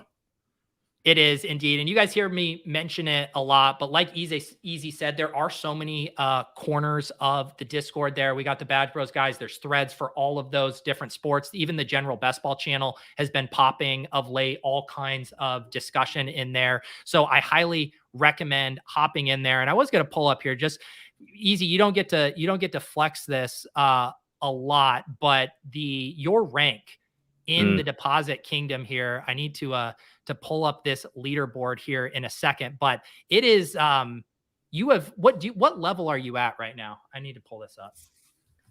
Here, I'm going to get this screen share here. So while he's pulling this up, the Deposit Kingdom Discord, it has based on activity. It has XP, experience points or whatever. It's just basically measured by how active you are in there. Easy, number one by a good margin, level 118. You have achieved true thought leader status in here. You see some other familiar names, Dangy, Ludog, Pump, Ori, Babs, basically all the NGMI guys who, cut their teeth during the NFT bull run, boosting these numbers. But you Easy have continued your XP even post NFTs. Yeah. I have an addictive personality. I like figuring things out and I like talking. I like, I think I'm right and I like to back it up with a lot of words. So, well, shout it's out a good place to for it. Easy. And I do have, if you go in the FAQ, I have a post. There are some rewards when you hit certain levels. Did you ever get your bomber jacket? Hold, please. Sorry, I don't want to Okay. make this run like super long, but hold. No, please go get it. I forgot to get it. Easy's going to get his bomber jacket. So I do have those in the FAQ. There's an article talking through when you hit certain levels, you can get access to free joggers, completely free, just based on you hitting those levels in the Discord. Immediately after Easy shows his bomber jacket, I am going to be heading over to ADP chasing. The show's supposed to start right now. The ADP chasing chat is going to be mad at me for starting late, but you can refresh. Oh, look at this. How does it fit, dude? That looks good on you. That looks good on you. I love it. There it is. That is a free reward if you spend as much time in the Deposit Kingdom Discord as Easy. Looking good, buddy. Hope everyone has a great 4th of July. I will have no shows tomorrow. I'll be back on Wednesday for Best Ball Breakfast. And head over to ADP Chase and we're going to talk weekly winners here. Appreciate all of you guys spending your holiday weekend with us. Thank you again to Easy. Shout out to all of you in the Deposit Kingdom. We will catch you in there as Twitter goes to shit. We will see you guys next time.